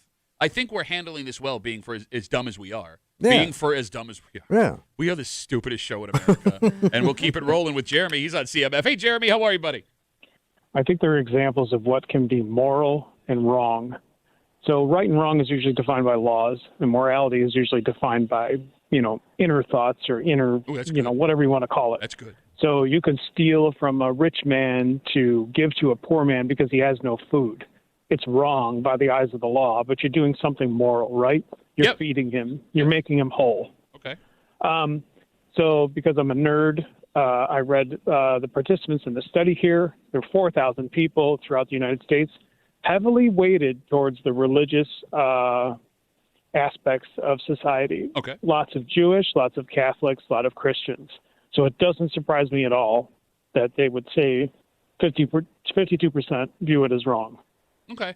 I know about 40% circumcised.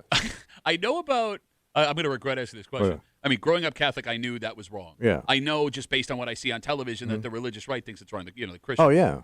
Do Jewish folks see pornography as immoral? I have no idea. Yeah, right? How has that never come up? Well, I mean, I guess if you're strict, you may. But I don't know what I mean. They don't believe in like a traditional hell. What's the teaching against it? Yeah, I mean, I don't know where that would fall. Okay. Right? Because there are lots of things that are like hardcore moral for like Christian, where like you learn. It's like, oh well, they don't have the same view as we do. All right. Okay. Anyway, I'm going off on a tangent here. All right, so Jeremy, would you yourself define pornography as immoral? No. Attaboy. As long as it's adults doing what adults do and everyone's consenting, I don't care. Okay. Do whatever you want. All right. It's pretty easy for me. So All right. I enjoyed Tommy's serape that it was wearing at the beginning of the show. you look like a 4-year-old wearing his dad's dress shirt. I want to play dress up and go to work. Jeremy, right, have a Go great weekend, Sabres. buddy. See Go ya. Sabres. There goes diehard Sabres fan Jeremy. I wonder, like, if you ask people, especially like with OnlyFans being as popular as it is right now, like how many people that actually participate in pornography see it as immoral?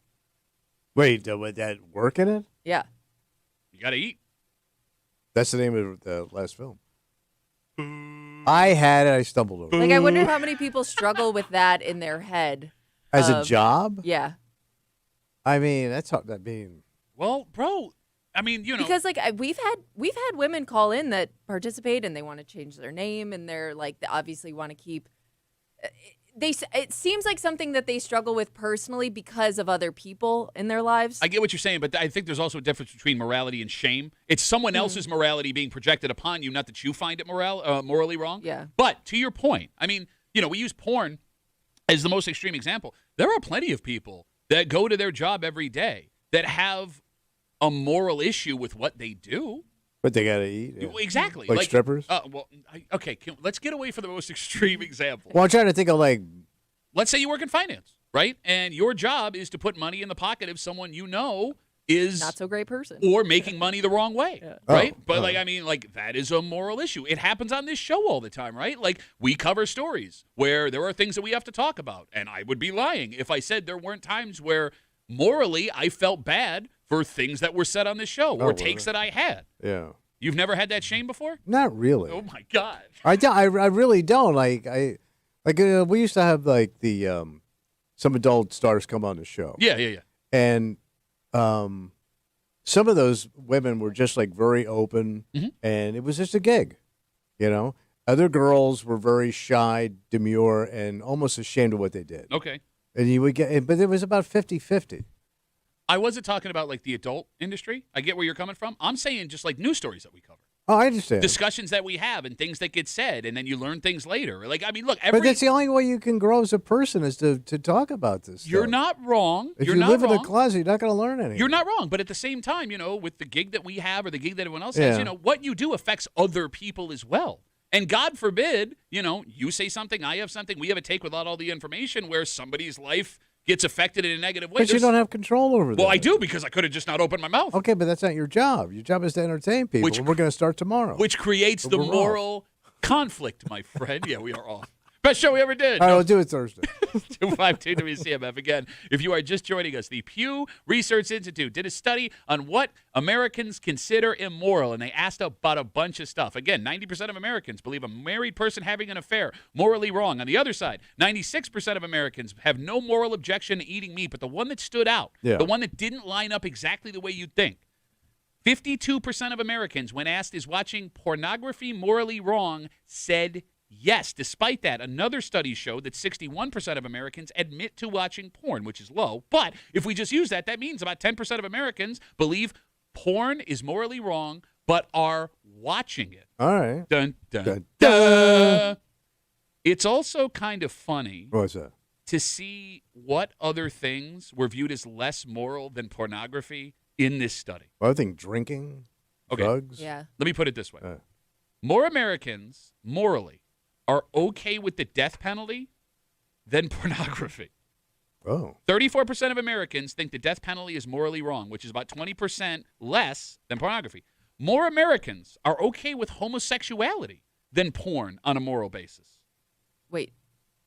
The 39% of Americans think homosexuality is immoral, where 48% thinks pornography is immoral. By the way, it's a good thing. Yeah. That 39% or 39%.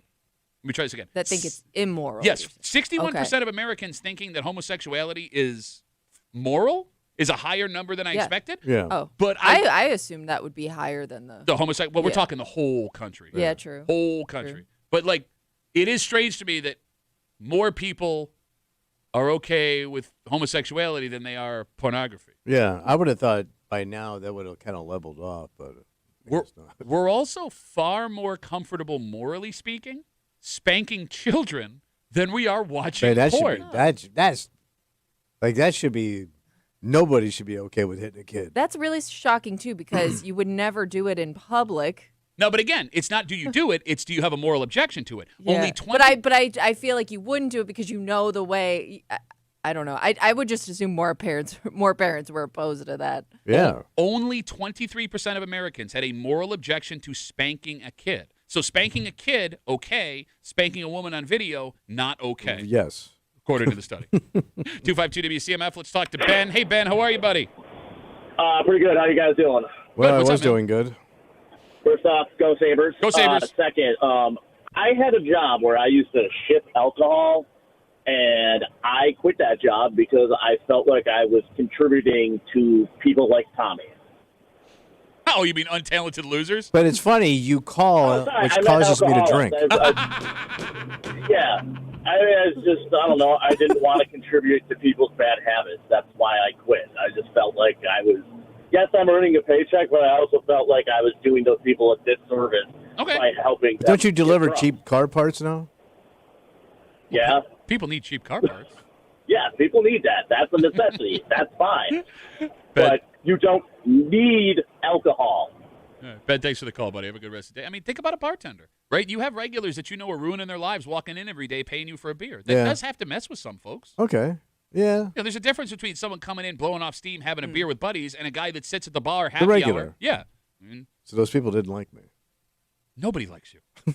Except for Pete, because he writes us on Instagram, Duffy on WCMF. I can only watch videos that the male performer looks like Tommy. Is that wrong or immoral? Yes. That's disturbing. Yes. How do you search for that? You just, when you get to the Pornhub, just put sad. Let's take a break. Right now, we got tickets to go see Thunderbeard, ZZ Top Tribute Band, coming to Fort Hill Performing Arts Center a week and a day from today, May 16th. You can win them right now. 8th caller, 252-WCMF, 252-9263. Thunderbeard, ZZ Top Tribute Band, Fort Hill Performing Arts Center, May 16th. Good luck. 8th caller, 252-WCMF from your friends here in the break room. Coming up, as if what we just discussed was not bad enough. What do we got now? We got a creep cap coming at you. Oh, boy. That's nasty. That Mr. Muley, if you're not creep cap coming. And this is going to hit all of the millennials and Gen X's right in the chest. Good. Because, no, in a good way. Oh. In a good way. Take it back then. This was the greatest thing, Kimmy, when we were in elementary school. We waited all year to finish what we had to finish so we could go and get this for free. And it's back. And it's back for kids. But if this company was smart, because they've been struggling, they'd give us, Kimmy, the opportunity to do it too. And we'll get into it next on CMF.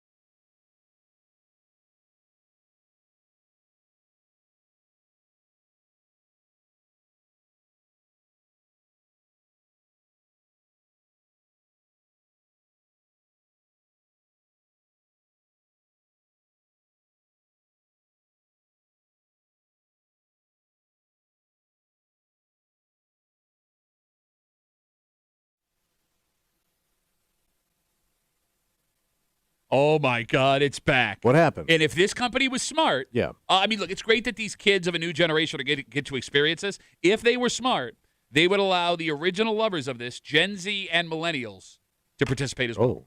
You're hanging out in the break room, Rochester's Classic Rock, 96.5.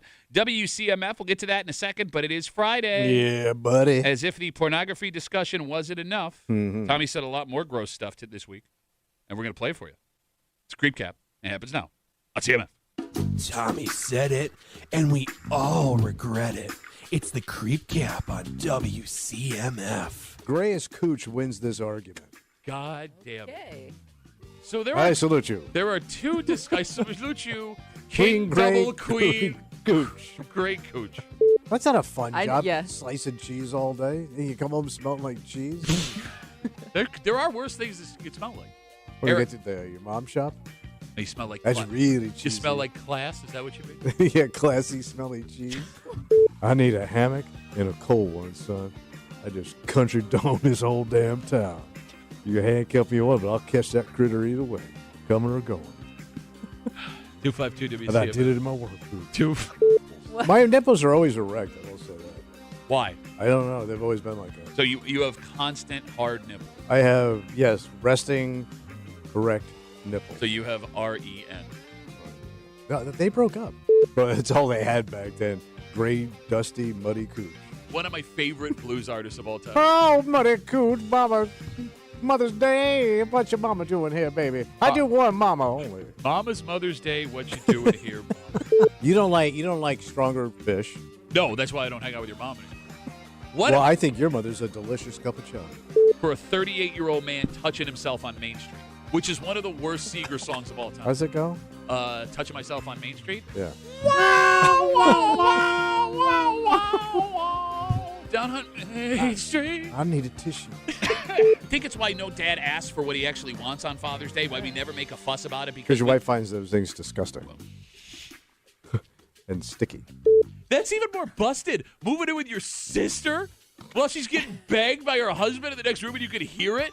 Pump Palace. She was moaning down the hall. No, it was a little higher pitch. That's it. And then put a little cigarette breath in there. It's so good to be a creep. There it is, Creep Cap on CMF. Ladies and gentlemen, it was announced this week What are we getting? that Pizza Hut is bringing back Book It. Oh. I What's thought they that? brought this back already. Well, I saw a So story. what is Book it? It is back. All right, here's how Book It works. What's that? It was the Pizza Hut's way to encourage kids in the early 90s to read during the summertime. So you had to read X amount of books. Your parents had to sign off on it. I thought your teacher had to sign off. So on it, you- which I never understood. Like I could just make up any name, and this Pizza Hut's not going to know my teacher. You're absolutely right. No, you would bring the thing your parents signed into the teacher. The teacher Yeah. would then give you gems. Remember to put on Is that like, what it was? a Yeah, I thing. couldn't remember. And then they would give you a coupon for a free personal pan pizza at Pizza Hut. Oh, okay. Dine in only. All right. Yeah. So you would read, X amount of books over the summertime, and you would get a Then you cash in. yeah, you get a free personal pan pizza out of it, and it was the greatest thing that ever happened to Gen Xers and millennials our entire life. Is that like the first time you were taught how to lie as a child? I actually read the books. You did? Yeah. I mean, it wasn't hard. We were like second, third grade. I don't It was so remember. sad how they hopped on Pop. So they're bringing it back for kids now. I guess it starts on May 1st. There is an Instagram page where you can keep track of it. If you are interested for your own kids, go check that out. This Again, is just for little ones. well, they don't really have. I would guess it's got to just be Nope. like up to age 12 or something. I got it. It Okay. says kids pre-K Oh. to 6th grade. Oh, okay. And That's a 12-year-old? yeah, something like All right. that. And yeah, you have from June 1st to August 31st to read the amount of books. It doesn't say, and you keep track of it now on an app. Oh, all right. So this is awesome. Good for the kids. Yeah, you got to learn your reading. I'm very jealous of them. And if Pizza Hut were smart, they would open this up to adults too. Jesus Reading Christ. books. I don't care if an adult knows how to read. I'm not kidding, by the way. I'm dead ass serious when I say this. I think everyone could benefit from reading a little bit again. Am I wrong? Everybody reads. No, like an actual book, not like, on Like your sitting down with an old school grimy book. or on a Kindle, whatever. But like, reading like, a nonfiction book or Okay. a novel or whatever. I think a lot of people would also be willing to read for free food right now. But who's got time? You ain't got no time to read. And how would you verify that? How do Because they- every adult's going to be like, yeah, I read this book. So are the kids. That's what we did. You just admitted to lying. Yeah, but you're going to have somebody showing up weekly saying, I read 10 books this week. You get one pizza like you did when you were a kid. It's not like you got X amount of pizza for every book you read. You got one pizza if you completed the thing. You do it like this. What's that? Right? You partner with like a publisher or a book company like Barnes & Noble. All right. All right. Well, yeah. You have them pay part of the cost, right? And it's just you have a proof of purchase of 3 books that you purchased. Whether or not you read them, whatever. But you purchased the 3 books. But then you got to go buy the books. And most guys would which buy defeats those. the purpose of getting the free pizza. I understand. And but even if guys did it, they would buy those books that you don't even read. like, The Complete History of Battleships. like- Where every page is a goddamn picture of a battleship. Those books you used to keep by the toilet. Yeah. You know? All right, yeah. it has Yeah, to- Jeff Foxworthy's. You might be a Dad redneck jokes. if. all right, specific books then, like actual like American If classics. you read yourself fat over the summer, you might be a literate redneck. Look, if you told me I had to read 3 books to get a free pizza over the summer, I would 100% Hey, I'm do it. tapping out, man. That's too much. That's too much thinking. I think the blast of nostalgia for millennials and Gen Xers would be enough for them to do it. Do you think this would Okay, work? here's Yes. the problem. You'd have to offer up more than a personal pan pizza. Oh, a 'cause that's beer. not going to fill you up. You're right. What are you going to get? Medium pizza. A medium pizza? Medium Okay, pizza, all dine-in right. Or only. Michelob. Only cheese, no alcohol. A pitcher of beer is not going to kill you. Okay, listen. This would benefit Pizza Hut as well. All right. We have talked about over the last couple of years, Pizza Hut has been struggling. All right. Having a hard time keeping locations opening. They're also changing a lot of locations, have changed a lot of locations from dine-in to delivery only in a lot of spots. If there is one thing that Gen Xers and millennials love, especially right now, it's nostalgia. It would give free, you give them a free medium pizza. Yeah, Folks all are right. going to spend money on top of that when they go. It's a win-win. All right. You get pizza, you get the nostalgia blast. Pizza Hut gets free publicity. They get asses in seats. We all get a little more well-read. Who loses here? Nobody. Thank you. America wins, Pat. Now, you're making a joke, but we do. We're literate and full of pepperoni. Which is the best way to be. It's literate and full of pepperoni. This country used to be literate and full of pepperoni. If I was running for president, I would run on a literate pepperoni stance. Who's going to vote against that other than vegetarians? Yeah, that's true. And by the way, no pepperoni. It's just cheese, medium pizza.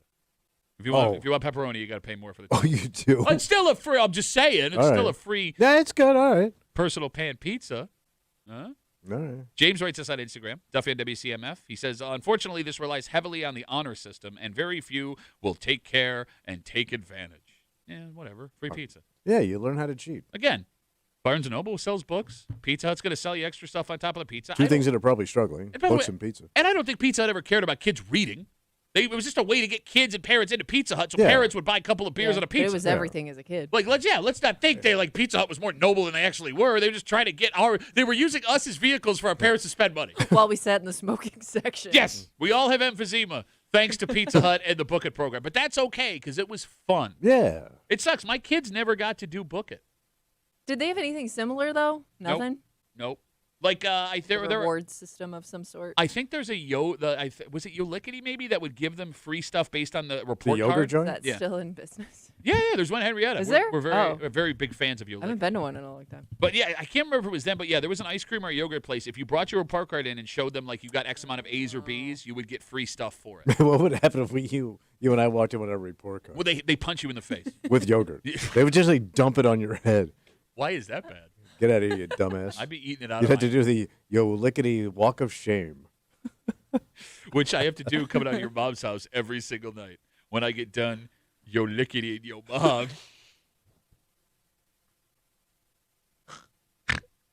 All right, Pete has a good solution as we talk about Pizza Hut bringing back the Book It program for kids pre-K through 6th grade, and I'm arguing it should be for adults as well. All right. Pete says, what about books for kids and community service for adults? Pizza Hut has a lot of places you can volunteer that will verify you actually did it. Free pizza for community service. I like that What's idea. community service? Well, let's say you're going to clean up the highway for a little while. Oh, God. I got to pick up trash Or you and crap. do like the clean sweep thing. Yeah. You Yeah, know, but that doesn't anything sound like that. fun. Yeah, that's why you're getting. That's backbreaking. It is. Like, picking up trash is hard. So you don't want to read, you don't want to pick up trash, No. but you still want free. Yes. Okay. Where's that program? Just give it to me. You worked in that program for like 25 plus years. He still works at that program. He's going home to a free house. Do nothing and get stuff for free. What am I getting for free? Besides Social Security. Your house, your job. You don't work. You get paid for that. Yeah, that's it. Like 3 things. 3 basic things. We come back. We wrap it up. We get you ready for tonight. Ooh, next year with the break room on CMF.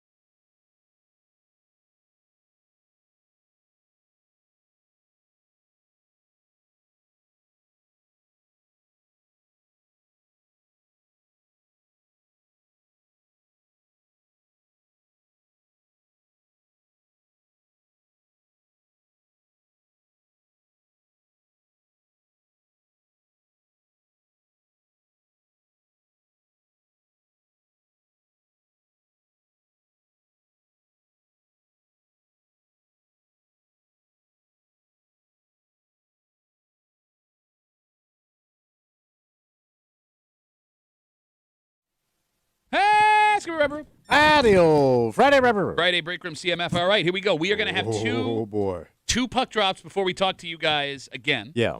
Sabres skate tonight, live 7 o'clock here on CMF. It is a nationally televised game only, as are all playoff games for the rest of the Stanley Cup playoffs. So if you want the local call here in Rochester, the only way to get it is right here. Dan Dunleavy and Rob Ray on the call, 7 o'clock on CMF. Sunday night, 7 o'clock puck drop, same situation. I don't know what TV channel it's on, but we will have it for you. Rob Ray, Dan Dunleavy, 7 o'clock, puck drop, CMF. There it is possible. We are back here Monday with the Sabres ready to close it out.